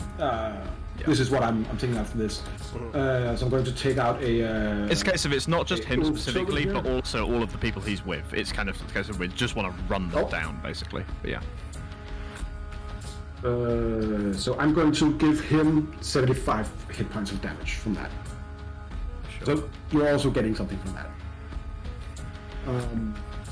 As you're fighting this guy, then Nongle and Torgen. Oh, Torgen is BRB, I see. Yeah, all right. So Nongle, what happens then? We're getting the fuck out of there, right? You're in a tunnel on the way to help. Okay. And a tunnel from that. Going to the city will blow the harm. I don't know what my friends are. We need to get there, though. And the quarterback bridge, right? That's what you said. Sure. I'm not from here. I'm used to one building. I've lived in it for 100 years. So Torgen and Nongle, you're basically able to come up in some weird trapdoor somewhere that this mad gnome built. What do you guys? Oh, and by the way, give me a medicine roll for Furo, and then tell me, what do you want to do? Furo needs to make a medicine roll. Yeah, he was because he was trying to stabilize the Captain Sylvester ship, wasn't he? Furo? No. Yeah, Furo was defending Ost. I'll let you do this for free. Like, oh, sure, yeah. Just take it. Oh, Furrow is not a medical professional. This guy is bleeding out. All right. You don't know what save I made. All right. So Nongle and Torgen, what do you guys do? As you're getting closer, you can hear battle. You hear a massive barrage crashing above you as dust falls down from the roof of this tunnel here. Okay, well, let's get out and see where we are. Was that the slightest chance to trade exhaustion for dice? Sure. Sure. 5 hit dice, 1 level of exhaustion. I'm on 1. I'll take it. You're at your 3rd level of exhaustion now, aren't you? Yeah, with this I'm gonna be 3rd level. That's bad, man. I'll take those 5 hit dice. Go ahead, do it. And go ahead, give me a luck roll to see where you end up.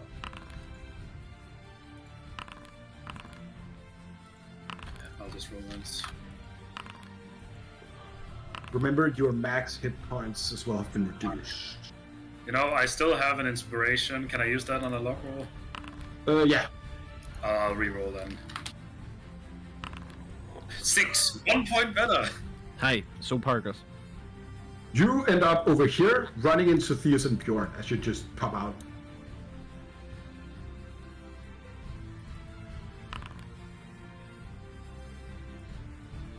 Where's everyone? Hello. Oh, hi. How's everyone doing?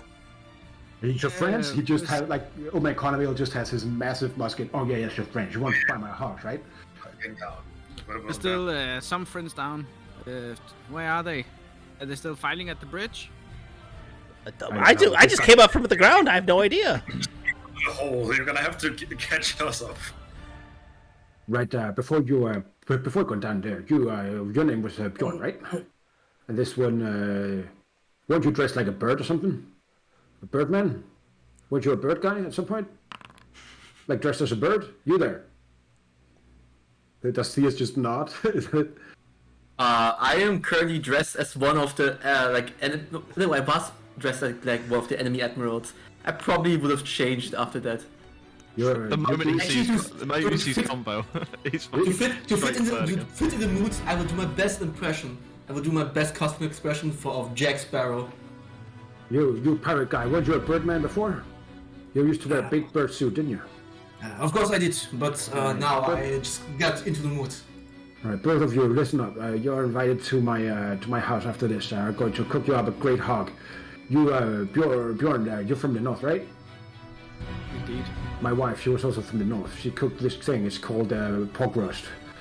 Crispy crackling on it. I'm going to cook it for you tonight because we're all adventurers. I was an adventurer for a long time. All right, let's go kill that motherfucker. as you your run to help Oust. Oust, you still have some. You don't know these people are coming. Okay, that's what I was going to ask next. Real quick, Bjorn, I'm gonna give you a couple of healing words here. I know it's not a lot, but 15 points to Bjorn. Everything counts. Bjorn, do you want to immediately get up? Oh no, he's currently large. I can't. You're still large, right? It's 1 minute. No, it's 1d4 hours. So yeah, he's still. Yeah, he's still large. Oust, you're here. You haven't heard nothing from the others. You know the naval battle was won. Mm-hmm. You can hope for reinforcement, but you're not sure about this. No, I'm not. I will drop back a couple of rows, so I'm still in the melee. I'm just not right at the front of it. And I'd probably do something like cast Synaptic Static into the fight, like on their side. Again, I'm just trying to chip these guys down more and more as long as I can. Yeah, he's definitely going to counterspell you doing that. Cool. No, he's a cleric. He can't. Hey. Yeah. Yep, that's how it is. Right, I'll pop that in the chat. Oh, I forgot about the spell he cast on you. Oh, yes, you did. Do you want me to do some? Yeah, go ahead rolls? and do some con saves. Sure. First one is a natural 1. So that's 1 save, 1 success, one failure, 1 success. And another one. Yeah. That's a 2 19. successes. Go ahead. Just keep doing it. 2 10. failures. All right. The next one is going to be a real big one. Okay. That's an 11. Do you know the spell Contagion? Not personally. How is he nowadays? So no, you don't know it. Not off the top of my head, no. Alright, I'm going to you have reveal it disease to you now. here. I'll say this kicks in for Oust now, because that makes sense. So I am. Where am I at this point then? He is giving you the one called Slimy Doom. Ah. So at this point, you begin to bleed uncontrollably. Mm-hmm. You have disadvantage on Constitution checks and Constitution saving throws, and whenever you take damage, you're stunned until your next turn. Okay. Yeah, this is not a fun spell. If it succeeds, this is a very hard spell to proc. Oh, is it DC 17? Doesn't matter. Yeah, I thought it was 18. Also, Slime Doom is really bad because as long as you're stunned, you can also keep being damaged, which means you can be perma-stunned. Yeah. Yeah. Okay. Well, So after you have cast this Synaptic Static into this, you begin to see how this poison condition kind of you begin to bleed out of your eyes, out of all the small cuts in your body. Just begin to which bleed is all just- green at this point, probably, Yeah. because the amount I've been pushing. Yeah. Does the Synaptic Static still go off then against him? Yeah, I mean, he yeah, has to do an definitely. intelligence saving throw against that. I'll let him do an end save. She definitely fails. Cool. Okay, so he minuses D6 from every roll for a minute. Yeah. All right. That's fine. He's. I will keep that in mind. Let's just be completely honest here. You're not going to last for very long against this guy. No, I'm not. That's why I was already beginning to move back through. So I'm trying still- to run away, or are you No, just fighting defensively here? We're fighting defensively again here. In fact, actually, let's take a leaf out of the Norman's book. We're gonna feign a retreat. So everybody's gonna move back as far as possible, and try and break their shield wall out. And then, if by any chance there are people coming to help us, they can get involved in a melee then. All right, give me a just whatever proficient charisma check you have. Sure. That'd be a deception. Would be a efficient Well, one. you have disadvantage though right now because you're poisoned and you're. I do. Yeah. Yes. So that's 12. You try to do this, but the enemy forces kind of just scatter yours. Yep. Everything was going well upon this point, and now you just feel this as the feel the slimy doom as the Northmen, the red shirts, now living up to their name, completely covered in blood, dust, everything. Mm-hmm. All right, Alex, I'm going to. Furo is helping you here, Yep. so I'm going to make a D8 roll. That's the amount of attacks he gets in on both of you. Okay. We'll do half and half. Do these? Does my armor of hexes still apply for this? Yeah. Cool. Actually, I'm going to say he gets 4 attacks and then a 1d4 extra, because that makes more sense to me. Okay. I roll a 2, So you get 6 attacks. so he's got 6 attacks. So, do you want to share them equally? Or do you want to take the brunt of this, Austin? I'll take the brunt of it. Alright, so you take 4, Furo takes 2. So Furo takes 34 damage. Throws down. Yeah, so he's at death saves. Alright, I need you to make 4d6 rolls. Okay, can I use my crystalline distortion in advance of this to bump my AC? Aren't you out of? I have 1 left technically. Sure, yeah. In that case, if you roll above a 4, that will cancel out one of these things, and you can use it after you have used your hex armor. Sure. So shall I roll it now or? Roll the hex armor first. Yeah. So you have 4 rolls to do. So give me the d6 first. First one hits. All right. So go ahead and give me a d8 for the crystalline distortion, or just press the crystalline distortion button. Oh, That's okay. 5. Sorry. That's 5. 5. So the first one is cancelled. Then you have 3 more. Give me 3. Give it d6 thrice. Just take them one at a time. That one. First one fails. Yep.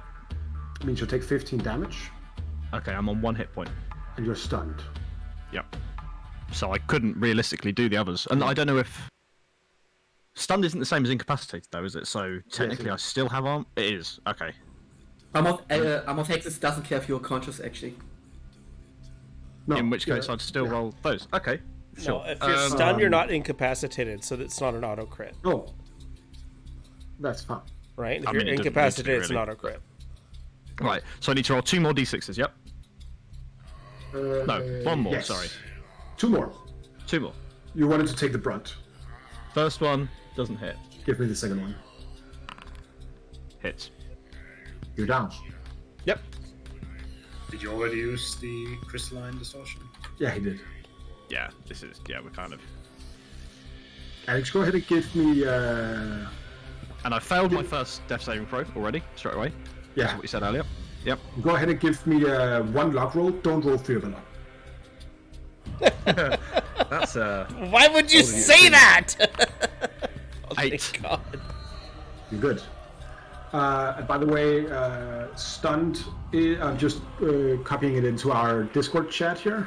That's alright. A stunned creature is incapacitated. That's fair. All right. That's good. Yep. Just to know, like, unconscious is critted.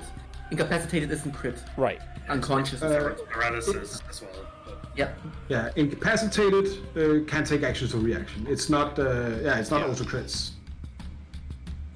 That's fine anyway. That's where we are. So. All right. That's a good luck roll. That means I'm only going to ask you to make 1 death save. Sure. Do you want that privately? No, the first luck save, the first death save you yes. make, you automatically fail. Yeah, he already. Yeah. So this is number 2 technically. Oh. So don't roll a 1. I'm exhausted as well. Yeah, it's a death save, right? Yeah. Can you see it? You can, right? Or you can. I can see it. You can see it. But exhaustion is only ability checks, right? All So right. there's- Oh, okay. Saving throw. Yeah, yeah. Gotcha. Sorry. Why can't we see it? Because we That's agreed what to we've make. always done. That's what I think. But I want to I'll- see it now. I'll do a death save for the. I now for disagree. the down pirate too. All right. You see, Nongo, Torgen, Theus, and Bjorn. You see Alex, oust in battle with Ulf. First attack, crystalline distortion gets him defended. He goes back a few seconds. You try to scream, the din is too loud, no one can hear anything. As you just see a fell Axup take Oust off his feet.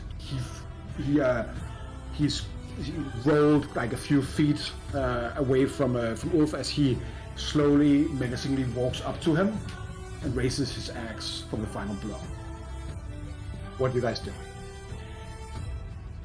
How far away? 100 feet. 100 feet. I'll fucking run up to him. Bjorn, did you do anything?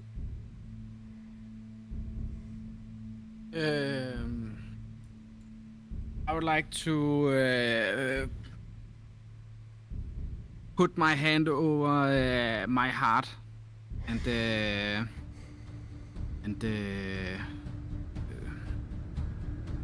form ice in my hand.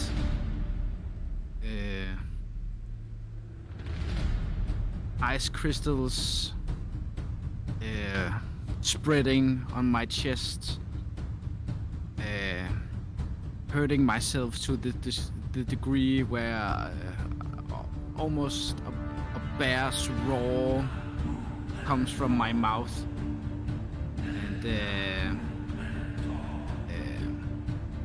a silhouette of my father, our common ancestor, forms in front of Ulf, and I would like to cast Ghost of our ancient forefather. Ooh, that's And this silhouette attacks with my attack. Oh, So I think I I- found the problem with the. Yeah, never mind. Go Just ahead. gonna put a plus in front of 1d4. Yeah, I plus. did it. Can you roll that again, please? There you go. And it actually attacks twice. Yeah. So I'll take 19 and Oh, 8. only the first. Only the first. Oh, I'll take 19 damage and he'll take the rest. Setting to all hit those him, attacks or? hits. Yeah. Oh, but they don't add your strength for some reason. So they're both hits. No, the first one is a hit. The second one is not. Okay. As he kind of stumbles, bother. He looks up. He sees a massive, enormous size of you right now, Bjorn. As he says, as he kind of completely disregards Oust at this point. Brother, finally, our battle will be legendary. As he raises his axe. As I walk through the chaos,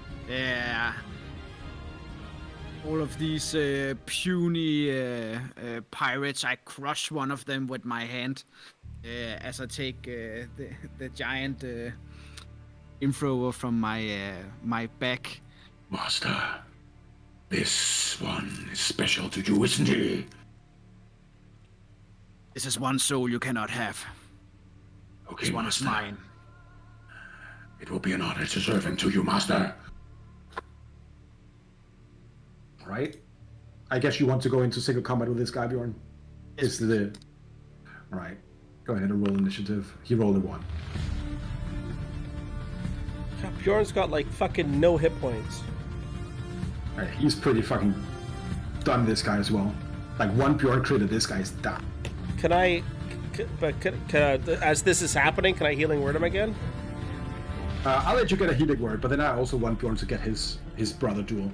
Okay, yeah, Maybe absolutely. I you- just want to okay, so there we go. 4th level healing word, 16 hit points. So I was gonna say maybe heal Oust, who's bleeding out, right? Oh, we'll come to that. I'm Alright. not. Yeah. I kind of want to revivify him. Go ahead and give me a private roll for Furo's death saves too, by the way. Okay. So what was his initiative? 3, you're the first one. You can go ahead and begin. I would like to use my Setter's presence. How? Are you just screaming? Battle cry of a bear. To get advantage on both of my attacks. That's definitely hits.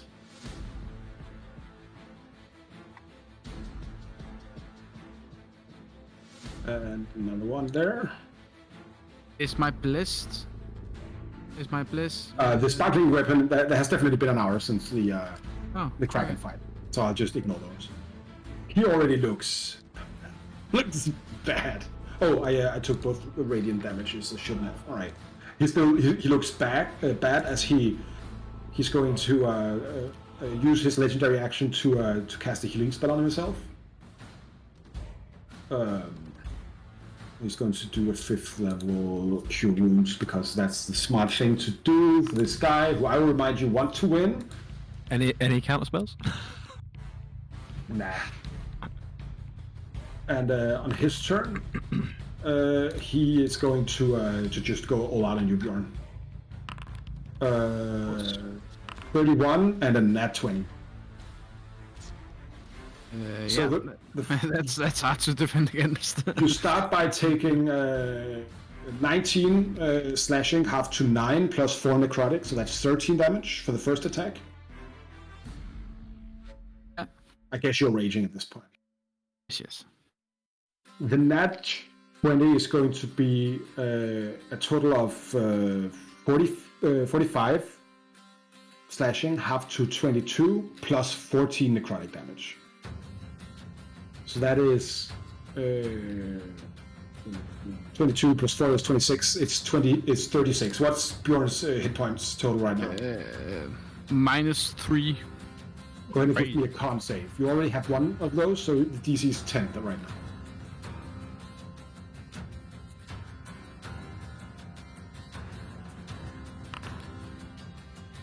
You're doing it. It's fine. You feel the mighty swings of your brother's axe as he just gives you, like he just lays into you, flurry of metal and arms, just against you. You always were the weak one, weren't you, brother? Even your size can't keep you from the gates of hell now, can it? But you don't understand. I am blessed. Blessed My by blood. what? Cowardice. My blood is the blood of Grim. I would like to reckless. Before you do that, please go ahead and give me another death save for Oust and for... Torben, Fiers, and Nongo, are you running to help Oust and Furo right now? Like, how far are we away? Like, I will allow you to go and help Oust and Furo right now. I'm also giving Bjorn a chance to do his thing. Okay, If that's I fine want... with you guys. Think. Okay. I will use my bonus action to healing word Ost with a 2nd level healing word to get him up again. And then I will use my action to feed a healing potion a potion of healing towards Furo. Right. And I guess Torgen and Nongo, you're just keeping enemies off Fiers' back at this point. No, I'll go over to the. No. I'll try to stabilize the soon Does to be paraplegic. contagion- The pirate. Yeah. It's Patient lasts 7 23. days. good. Okay, so it remains. It stays 7 days, yes. It is a real bad spell. Thanks. You actually, it's a really bad spell in the sense you have to actually fail 3 times to do that otherwise it doesn't do anything. Oh, rub it in. Go ahead. Do your thing. Thank you. You do reckless attacks right now, right? Yes. All right. The first one is a miss. The second one is a hit. You deal 35. He is not doing well right now. What's your AC, Bjorn? 17. That's a miss on the first attack. And a 22 for the second one. Well, that's a hit. You take... go ahead and give me a con save. DC 15. And remember, you have 2 levels of exhaustion right now, right? So you have... No, it's your speed that's halved. All right. Yes. Um, You see, Ulf, I cannot be killed. This fight is fruitless from your side. all men die, brother. So, like, You have spent yours. As you're like just trading blows, he's getting winded. You would hear him like breathing hard as you are. You have spent your life in the service of the weak, of the people who doesn't deserve your service. You can stop that now. Lay down your mantle and join me on the Red Seas. Together, we shall be a force to be reckoned with. We will not protect these weak, as he like spits out blood and teeth on the floor. Shall not keep protecting these people. Die, brother. So 24 and 30. In the words of Matthew Mercer, a very brave and beautiful DM, how do you want to do this? I think that You can also choose to spare him if you want. in the end, the mighty hits of the two brothers is getting more and more reckless, and in the end, they're just standing there, two husks of men, and it's almost a sad blow that catches Wolf on his cheek, and you can see for a moment both of them realizing that this is the end, as they look into each other's eyes, and all of the name calling and everything vanishes, and they see themselves as two young children running in the woods, playing in the snow. And then the lights go out as the captain of the red shirts, Wolf, no longer is there, and the mighty falls to the ground. The rate of blows that I exchanged between Bjorn and Ulf is... It makes this look like an anime kind of battle scene. The force of the blows, the parries, cracks are beginning to form in the ground around them as dust just flies away. Just the mighty force of these two great wills. And then one of the men, in the dark armor, and the blood running from him, goes to his knees, looks up. The last thing he sees, and the last thing he says, "Brother," to end his life. And sound disappears. And the rains begin to fall.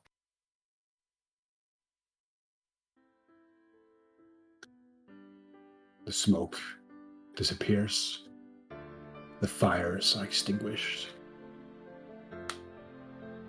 The red shirts scatter, crying in vain as their captain have fallen. Just dead, hundreds, the corpses filling the streets.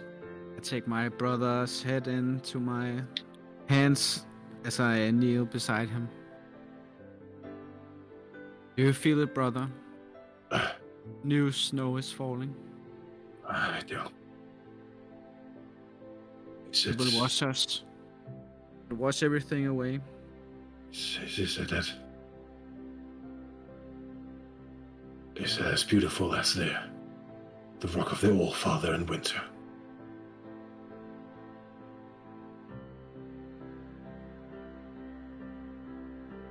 Send my regards, whoever you meet. We will never meet again. He doesn't answer. He's gone.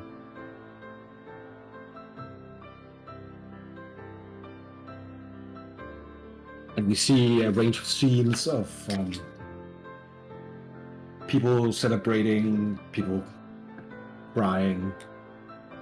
The remnants of the trade company and red shirt army is fleeing.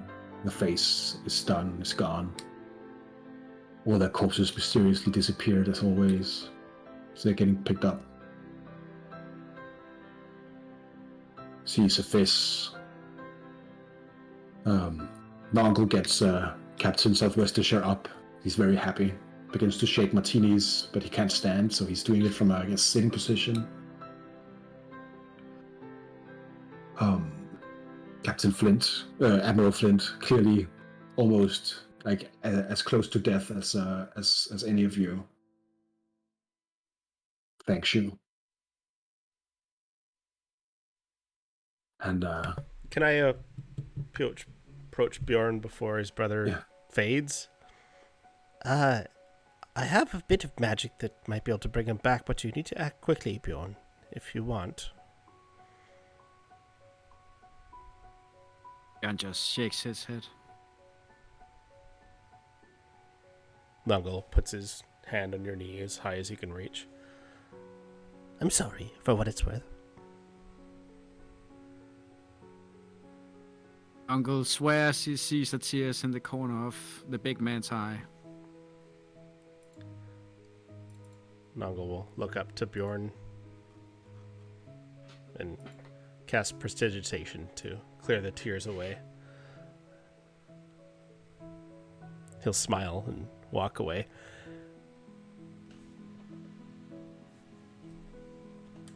what do the rest of you do?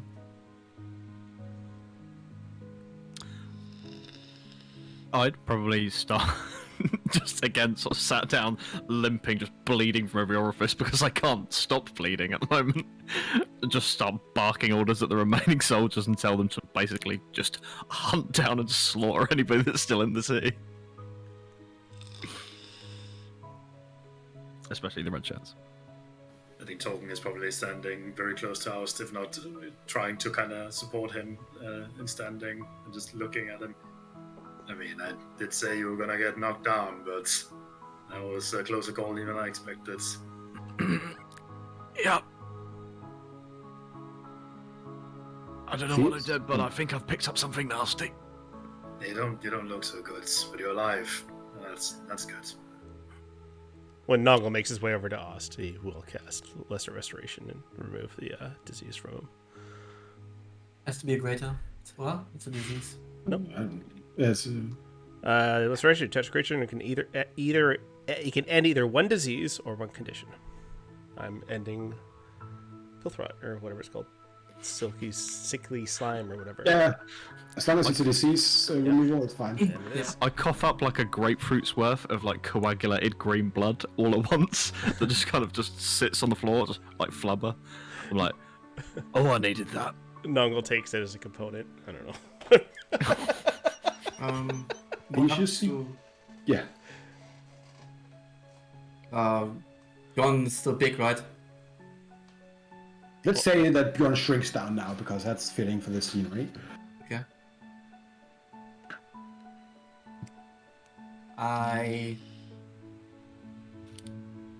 Bjorn's a big man, so I will actually fly close to him, just so the conversation can't be heard over. Bjorn, in the end, will it all be worth it? Your goal?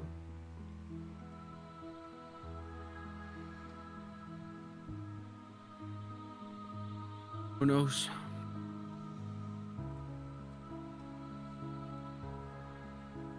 Without the conviction, Bjorn, you still hold it.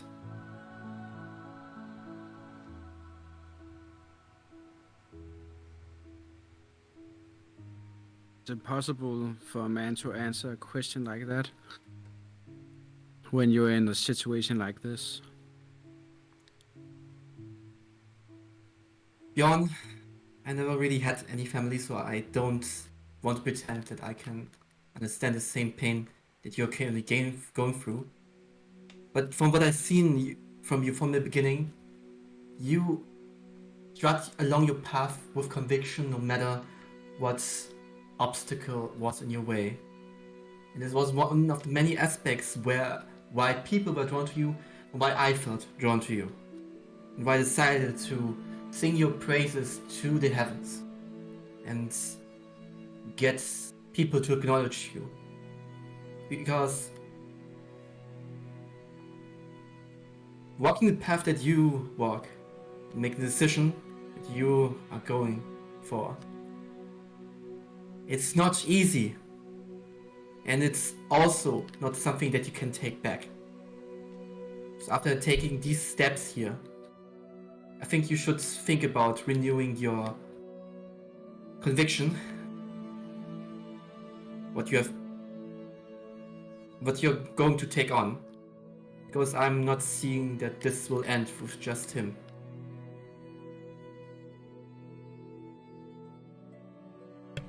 Jon, you are strong, I know that. This is why I'm not going to baby you and give you sweet, honeyed words. I think a lot of others can give you words of comfort. But as your friends, I will say something very mean towards you. So please forgive me for saying this. Because this will not be kind. It will not be nice. I mean. I give Bjorn like a little slap on his front head, like in that way. Jump up and high five his skull. Yeah, okay. It's something like that.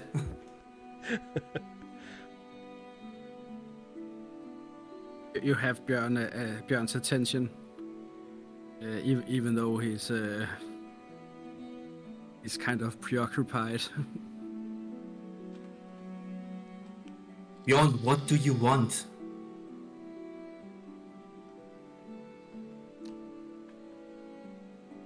I turn around, I go fly, I hide eye to eye with him.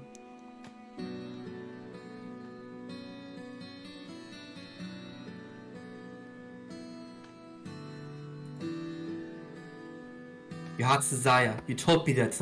Your goal. Bjorn, speak to me. What do you want?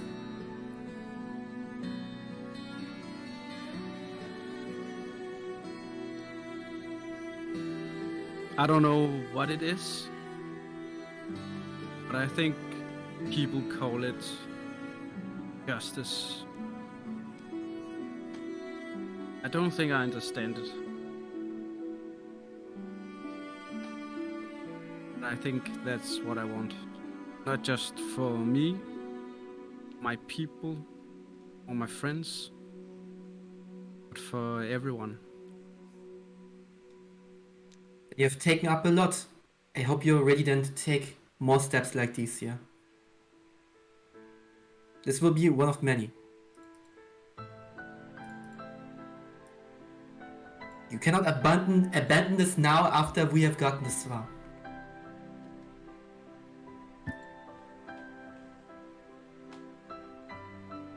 Otherwise, I'm going to sing the tales of Bjorn the Weak, the Covered, who gave up after just making one step in his journey. I don't think we want to propagate that tale, right? No, we won't.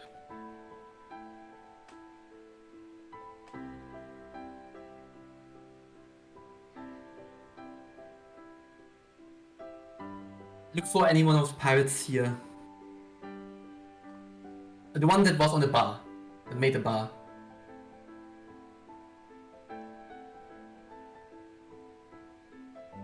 Raw? Yes. I want to look for any one of these pirates, like anyone who... Yeah, you could find a pirate. Get as many alcohol, get as many ale, get as many of whatever you have for celebrations. Get this out. We have one today.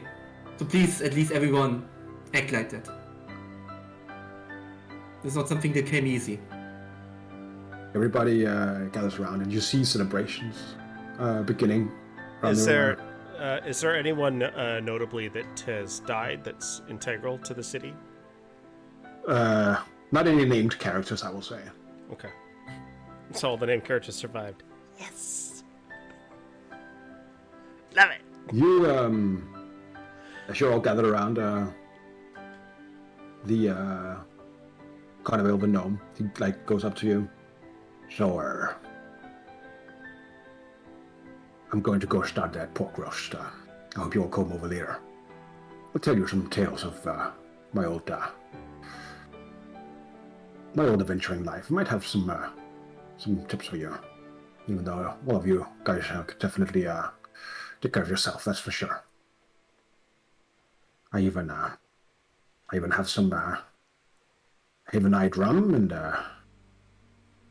Well, did we some, burn all some that up? sh- Remember remember that No, one no, no, trap no. that we used? That's the cheap stuff. And The also cheap- oh, I also have some 8 octuple X brandy. So, Well, yeah. we'll make Please, sure to water please, that down.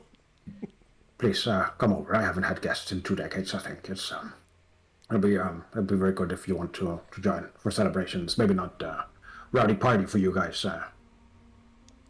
I've lost a few share of people as well. I think I know. Yep. You guys want to come over?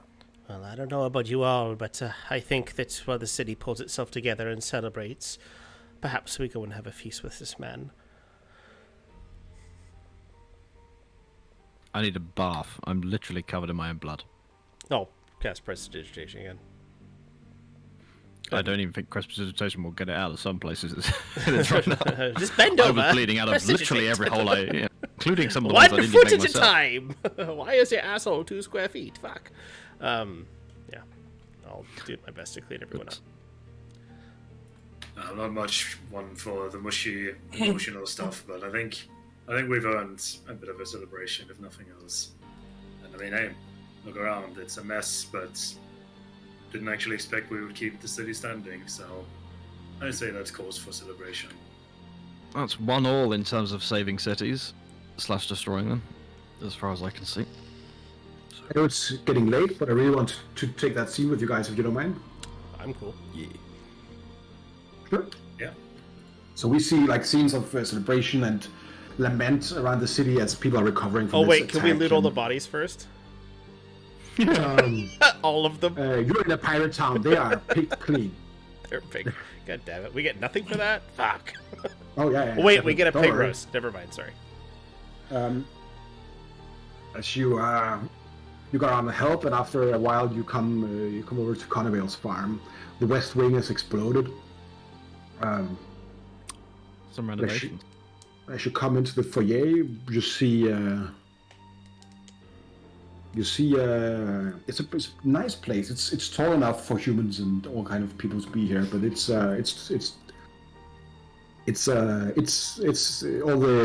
most of the furniture is gnomish. You see, like there's 2 pictures on the wall, the big frame picture on the above the what is it called, where the fire goes. Mantle. Yeah, the fireplace. A mantle on the fireplace. There you go. Thank you. Non-native English speaker here. You see a beautiful a picture of a younger Connevale and his wife. They're wearing like flower wreaths in their hair and kind of like New Age-ish dresses. What looks like the marriage. Looking very happy and young and beautiful. What do you guys want to drink? I have some good stuff here. You guys want some of my own, or do you want some of the good stuff? Oh, good stuff, please, for all of us. You like Sticksack that? and Just- Swab just would some be tea, with us, please. at least fixing the levitator, at least. Like right setting it and, you know. But they need to solve. Celebration first. Yeah, let's do this. He pushes something to drink. It's nice. Like he has rum from Haven, which you only get from like the gnomish caravans for a fortune. He has like schnapps from the north and good wines and all these kind of things. And he serves a nice charcuterie, mostly of pork products. As he kind of serves this. You wanted what, sir? Sorry, you wanted this, right? The bird. Just some tea. I'm not one for alcohol. Do you know? No, sure. Here's I'll go make you some tea. As he goes out for a second. As he leaves, I'll go to Bjorn and Torgen. Maybe he's likes his special things. Maybe not ask him for clamnog this time. Well, I was gonna say I don't usually want to bring out the good stuff, but I have a bit of clamnog left over. But, Maybe we just have imbibe in his tasty liqueurs, not necessarily the clamnog tonight. if there ever was a time to celebrate, surely. Yes, but we can celebrate with something that doesn't taste like ass. He brought out his best stuff. I mean, come on, like give it a try before you dish. Well, I've tried it. I hate it. It's disgusting. Look at all these things that he has. They're fantastic. Bjorn, even something from your realm as well. Oh, I thought that was what you were talking about. No, the clamnog. Oh, the clamnog is lovely. But you know what? Fine. We'll save it for the road. Fine. Good, good. You as he comes back, he has like a steamy cup of tea. Please, eat. I've been spending the last kind of 20 years alone here. I've become pretty good at cooking, actually. If I'm say so myself. How long have all of you been adventurers?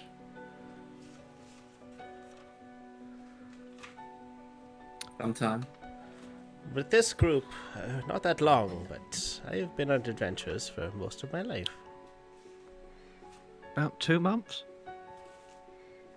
I mean, I've barely adventured with these folks. I kind of had a bit of a 50-year hiatus. Long story, but I've been around the block as well. And you, big guy. A long time. All right, here, take some, have some food. I used to be an adventurer too. Oh, look at his knee. But this, yeah, took in a bullet in the knee. During the Sorry, war. had to be said. It was time overdue. I've leg problems now. Don't walk too good. Not good for crawling. I don't mind. I used to, my wife and I used to do adventures together. Big old, have a bunch of friends. Went anywhere. She got sick. 20 years ago, she passed. And I've been here since alone. It's just nice to see someone. Reminds me of my youth, you know. I guess you guys take something to eat and drink. So, your specialty, you said you were much like Torgen, our friend here. Yep. Sure. Used to be a ranger. Yep. I can Tell the way there you was said some traps. Impressive work down below, although the vault seems excessive, but impressive. Yeah, I do have some pretty cool stuff down that vault. Maybe you should have some of it. I'm not going to get much use out of it anyway.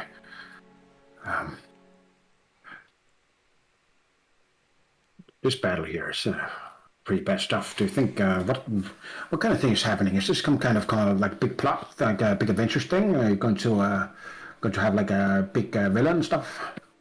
That seems to be. It looks like the way. Yep. Yes, we've been kind of in, I don't know, your peak of adventuring, but as soon as you start something, everything seems to follow, and the entire end of the world seems to creep on your heels. But Yeah, we won this battle. You should have seen the last city we tried to save. Oh, not so well, I must say. Not so well. No? Oh, very well. What are you saying? Did you kind of blow it up? Nog will regale him with the story of, what was the city called again? Sanchlo? Yeah. Yeah. It's not fun. And he'll end it. Just huge, massive, and we just left. I mean, there's nothing we could do. I mean, there's things pouring onto the ground. It was horrible. Oh, maybe some demon thing. Yeah, It sounds quite possibly, yes. sounds like a great setting for like a West matches start game. All right. Yeah. Weast matches. That's That's- what they called them in the Oh, tower. yeah, that's right. Yes. Yeah, Weast yeah, I matches, see. yes. Oh, was that what the little board game down in the vault was? I mean, it seems Oh yeah. I play like adventurers and monsters. It's really good. All by myself. I don't have any friends. Yeah. No, I know.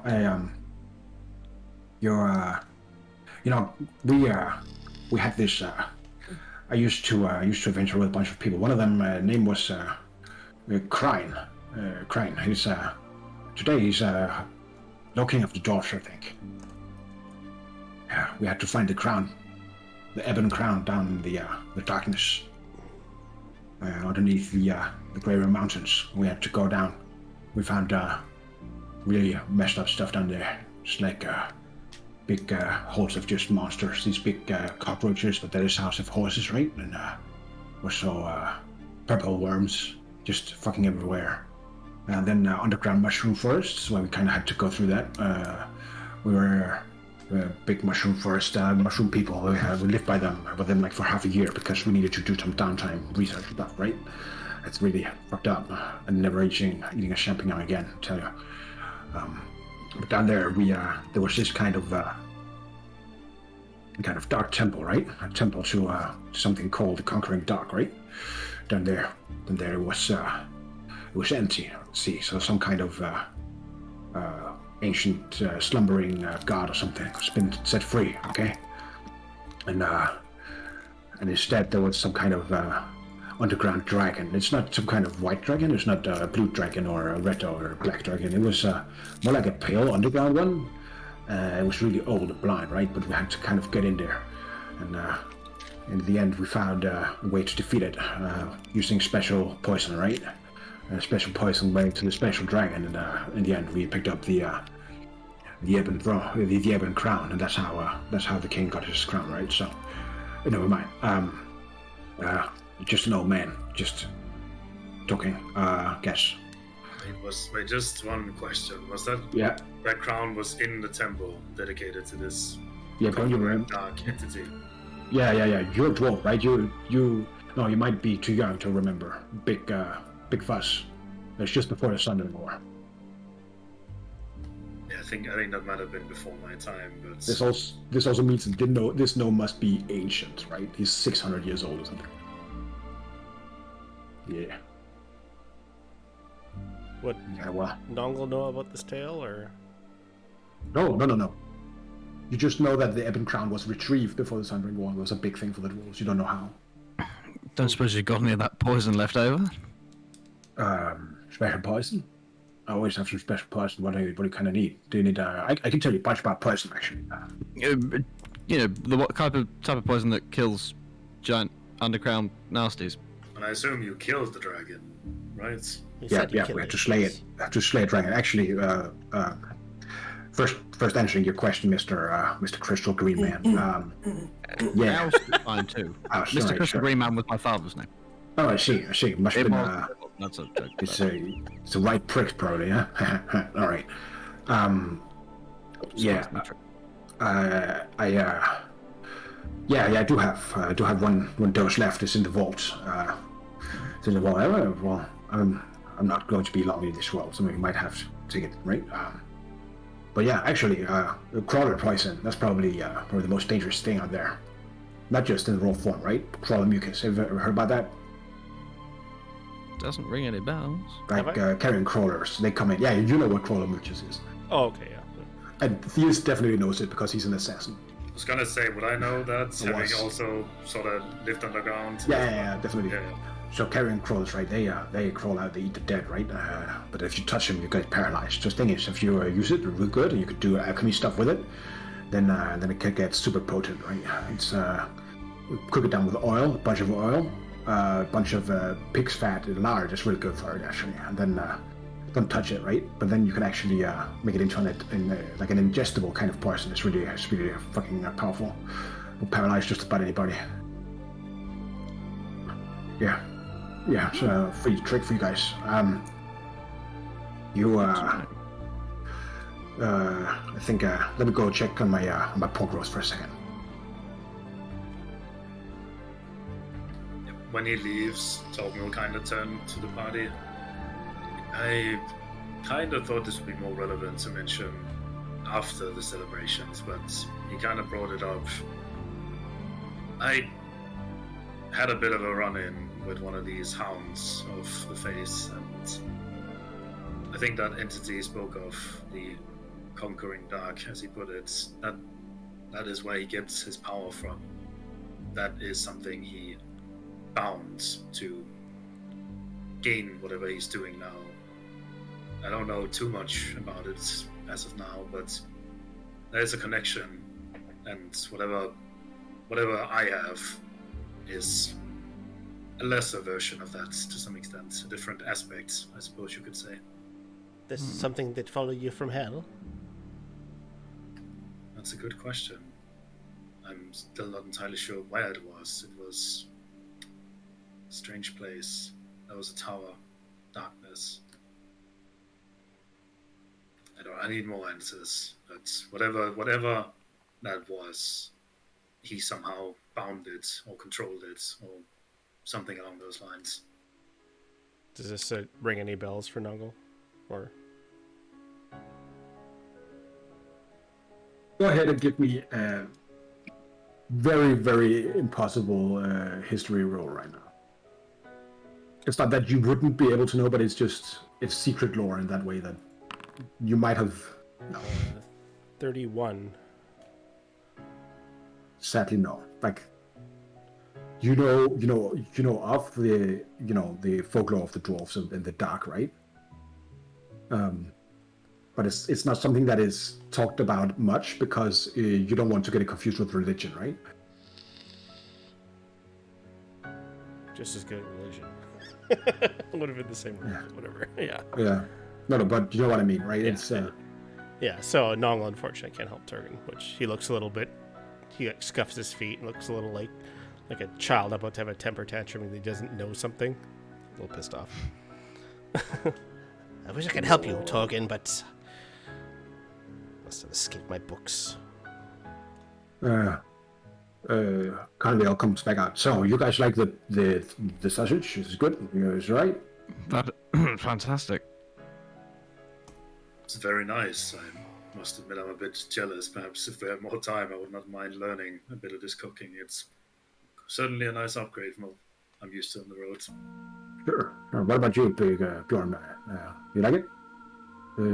Is the pork okay? Yeah, sure. What's on your mind, son? Are you okay? We're all super exhausted, like 0 hit points. Like, yeah, your fucking pork's great, buddy. Okay. Just about ready to go to a food coma. Yeah.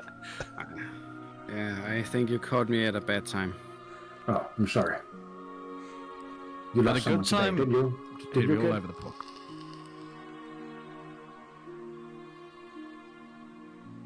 You seem like a nice guy, and it could be nice to have a good talk tonight. You seem like you could use a good talk, and Yeah, certainly I could as well. But oh man, you couldn't have chosen a worse night. If it was up to me, I think that I like your sausage. God just floats away again in his expression. What about you, Theus? You okay with the sausage? What was There's that so pig's many name? things currently occupying me. The one we put a crown you on? lose someone too?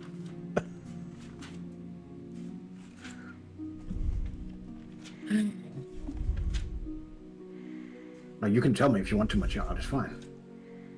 No, it's just like this thing here, like seeing so many of your allies so close to death, then getting so confronted, and now going to celebration and forcing yourself to sound happy, and trying to cheer up your friend and. That's fair. I'm just gonna go get the roast. Yeah. We don't need to talk. That's fine. He leaves. No, Well, I think today was an excellent success. I was about to say, I mean, Yeah, nothing gets bonds people better than near-death experiences. exactly. In which case, I'm one of the most bonded people on the planet. We killed a big octopus, kraken thing. Again. Again. You killed an admiral, so that's easy out of the picture. We don't want to go, but we won't talk about that. You know, we got the horn back and the orb, and your family is still safe, Nongle. As I say, we did. I didn't die, which is nice. Almost Always a died. plus. Very close, actually. Almost died. Almost. Thank you for that again. Well, that was Theus you that know, actually helped you out of that one. I helped the one that shot himself out of a cannon, he said. Sorry, I'm don't think looking he'll at you, ever be but able to I walk mean again. him. I've had half a bottle of this schnapps. And we saved a city. We did it. We That's succeeded. a first. Yes. Yes, So it's 1-1. I guess one for two isn't horrible. It's good odds. I mean, Also- I just want to say I have a clean success rate, and that's all I'm saying. True. Oh, Also, that's from an actually true. economic point of view, I Could we can't. maybe Go sleep? on. Oh, Please. goodness, yes. He comes out with a bunch of food. It's steaming hot pork, Nordic pork crackling, fiskesteg, You've got to have some pork first. bunch of Please. gravy, potatoes. Please, eat. I'll put you to bed afterwards. That's fine, sir. Just have some food. You must be exhausted, man. You can go into a coma on the spots. The chair's nice. Just keep eating until you can't. But yes. Well, And let's think about this economically. We saved a city. Do you know how much that does to a person's reputation? It's probably pretty That's poor fine. reputation when it's a pirate city, but I suppose. It's reputation with the people that still a city you need to know in a business like ours. We'll never be held up at sea again. I can tell you that for a fact. Well, regardless, You'd we've done a deed. Mm. If it's not too much trouble to all of you, I think we've been traveling together long enough, and I think that anyone that is looking for any one of us is looking for us all. Whether it be the conventicle, or the masks, or some Nordic empire, the darkness of hell itself, or whatever the hell is you're chasing around Ast. It's mostly my parents that are chasing me, but don't worry about it. Well, Anyway, to the deed do No, the deed doers isn't a good name. Never mind. we There. do need a name, though, don't we? Yes. We'll have a think about it. Sleep on it. Nobody ever comes up with a good name when you're this Deed tired. doers, that's pretty good. I'm the saying deed that. doers. That's The pretty deed fucking doers? The dude deers? good. What about No, that the, sounds like uh, duty. No, no. Connerdale, what The did you ding call... dongs. What about those? What about the ding- Connerdale, I mean- what did you call your adventuring party? Oh yeah, back in the day. The ding dong deed doers. You're gonna mock me for coming up with one myself. I'm gonna mock you. Sorry. I'm going to see if I can remember Adventure Group again. Wait. Well, our journeys all started underneath the Gundy Desert, did it not?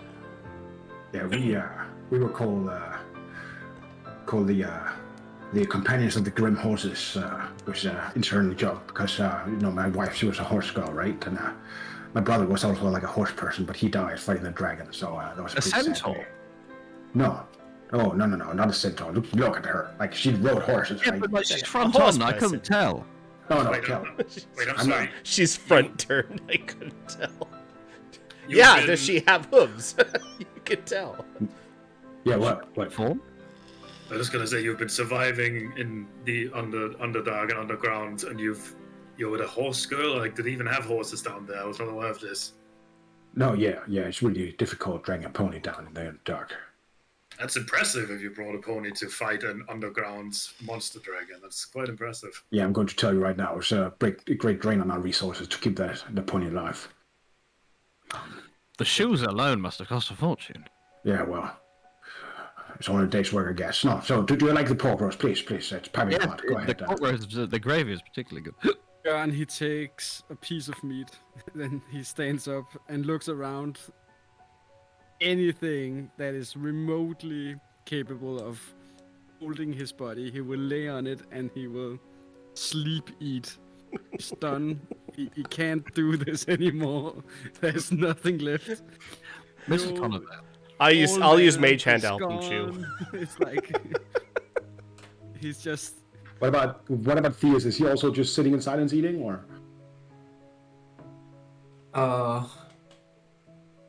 He will like. Can you have some? You have some paper here. Or Sure. Quiet room. Okay. Some quiet room. You're gonna do drunk ridings in the middle of the night. No, I'm sure actually not thing. drunk, but I think we need to write down what we should do for the next step of our All right, journey. sure thing. If you come with me here, he shows you up the. You guys keep eating. He gets you up the stairs. There's a small study. You see a bunch of notes everywhere. He's definitely been writing a memoir of some kind. Yeah. All right, here. There and take back this. again. I'll put together a doggy bag for Bjorn on the case of And as he would like this if he wasn't tired. Theus, as you begin to write down, is that what I think it is? No, I had already like sent sure. that what I, but I do have to add one more. I will just write like, I already wrote something here, and sent it away. But this here is just memories that I want to keep and things that still are ahead of us to do. So Beautiful. just because there are so many things that are in his head, and so that he does not forget that has something to leave behind, he will just write something down. You begin to sit down and write. He kind of returns to the rest of you. Yeah, Ash, you're asking me something. I was just going to ask you to put together, maybe a little package of the leftovers. That was all. Oh, sure. You're gonna have to talk it back. That's not a problem. He fiddles like with his wedding ring. So another thing about Crown and mucus, right? If you distill it real good, right, and then you put it in food, right? You can't fucking taste it, right? And then if you get something real hot in there in your stomach, then it works all of a sudden, and you'll paralyze a bunch of people just like without them even knowing it, right? Mm. And you see darkness Oh, balls. begins to embroil the room, and he kind of stops like an automaton. A silence gets through the room. From the darkness, an old man steps. He takes the ring of the finger of the gnome. Says, "Now you're not going to need this anymore." As silence has engulfed everything, and this darkness kind of now creeping up the walls, you hear the gnome, you see him fighting, trying to throw himself at the Lord of the Many Faces, but he's knocked asunder. All of you need to make me 3 cons. This is poison, right? Very clearly It poison. is. That'll be 3 fails. Thank you. Bjorn, you're sleeping right now, regardless, I guess. I'm still gonna make the saves, right? Yeah, and Tommy, you're going to make straight fails. All right. Yeah. It's 2 fails.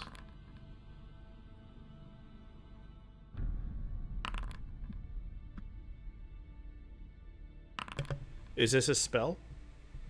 No, I think this is the mucus. this is the Chronomucus.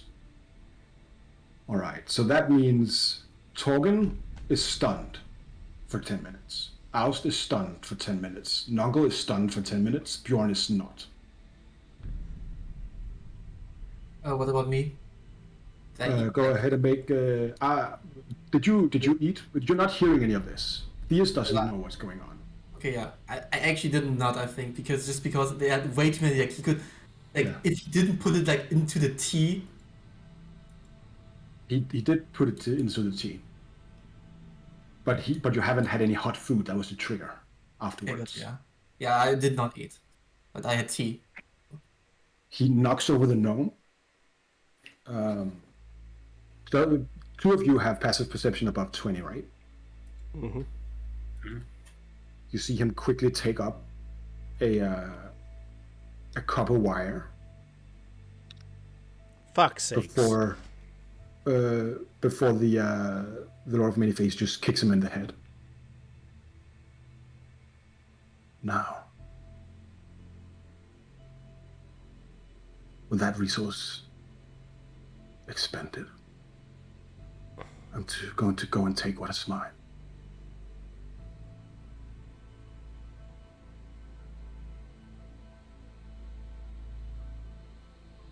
As he leaves the room you're in,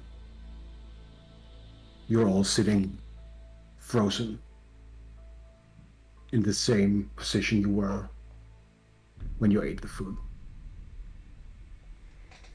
Because in a second you see darkness embroil the room as he stands in front of you.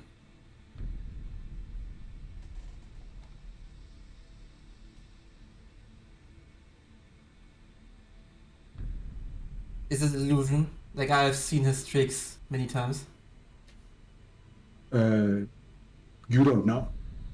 You have one reaction to make now. One action before he does something.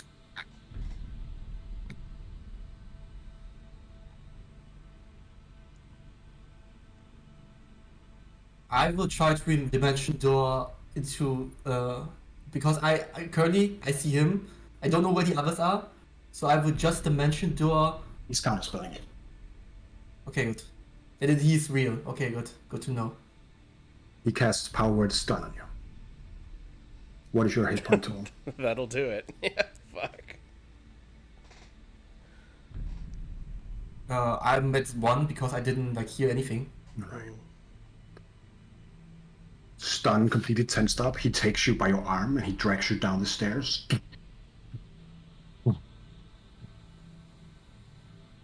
Goes back into the room. Bjorn, you can slightly hear some of this. What happens as Bjorn wakes up? Or does he wake up? Let's make this a save. Wisdom, let's say above above 10. He wakes up. He wakes up. You see him standing with Theus.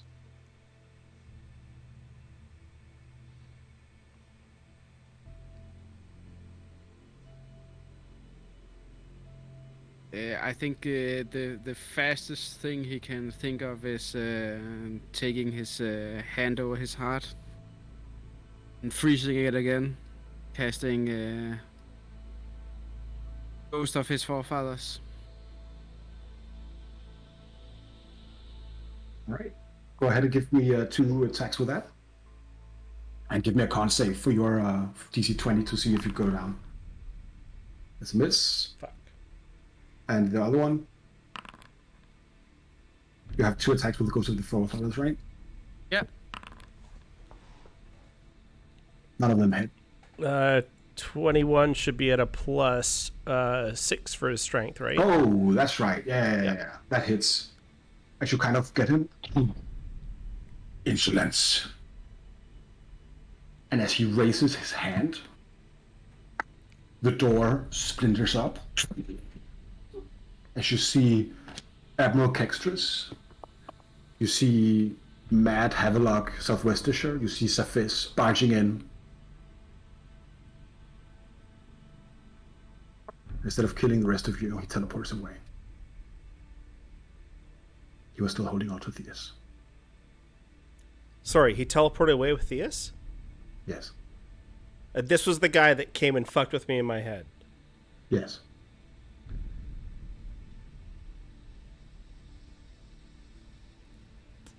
Shit. Sorry, guys. The bad guys want to win. The thick plottins.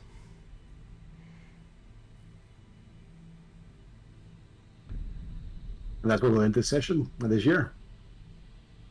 As I'm making a new character. Yeah. Sorry.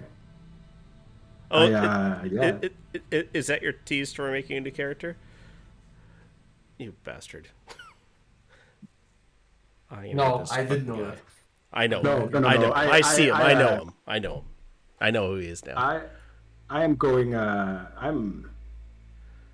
I had to figure out a way this sneaky assassin motherfucker would try to trick you. So, Carnadale, where is he? What's he doing? Because he put us up to this, on right? the floor. No, he was dominated. He was wearing the ring. Oh, okay. So, I thought he was the bad guy, and I'm like, fuck. Okay, all right. Well, shit. Merry Christmas, Happy fucking New Year, Happy Holidays, whatever the case is. That's... God damn it. God damn, that's a end and a half. Oh, wait, hang on. No. Prefer to make a save. Maybe he could have saved us. Oh. 1v1. I don't know. Wow. This feels harsh. Well, I hit him, so he's he's hittable. If it bleeds, we can kill it. If it bleeds, we could kill it. That's the name of our party. If it bleeds, we can kill it. bleeders. Yeah, that was rough. My heart has been pounding for the last 20 minutes, knowing I was trying to do this. We're just like, no, I don't think we'll go to dinner. I thought it was just a polite old man constantly asking, "How's the food? How's the food?" The IIBWCKT. Yeah, I. If it bleeds, we can kill it. Excuse me. If it bleeds, we can kill it. Huh? Is Nunga We're the having a stroke?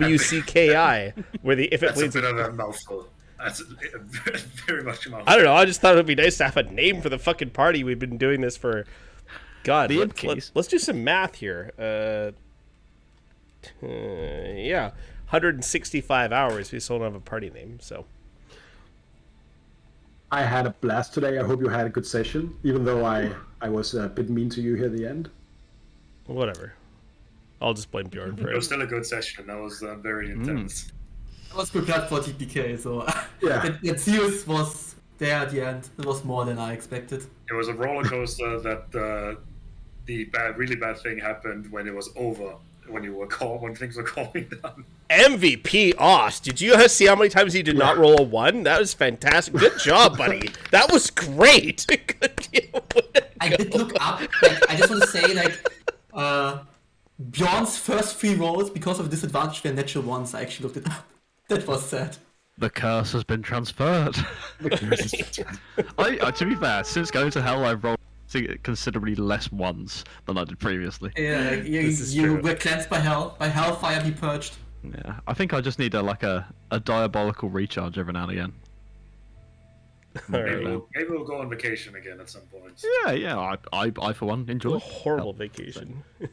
Well, Good. guys, I need to get out of this office. Yeah, So Roar, I don't know. Roar, you talk us out, all right? That was Yeah. Thank you for playing. Thank you all for being here. Thank you for watching. All of you who has been watching. Thank you for being a part of this. I hope you're not too discouraged by the shenanigans. This has been the end of the second act of our adventure. We're going on to the third to figure out the origins of the Gjallarhorn and the prophecy of Bjorn. We have to figure out how to revive the new gods. And we have to figure out a way to break the conquering dark away from the Lord of the Many Faces. Maybe rescue Theus. Maybe something completely different. We'll definitely see in the next year. Thank you all for watching. Thank you for everybody who has supplied music, who has supplied maps. Everything is in the description. Thank you, Nick, for being our Patreon guy. Gets to mention at every session. And thank you all for playing. Good night and happy holidays, everybody. Bye bye, ding dongs. Goodbye, ding dongs. bye bye.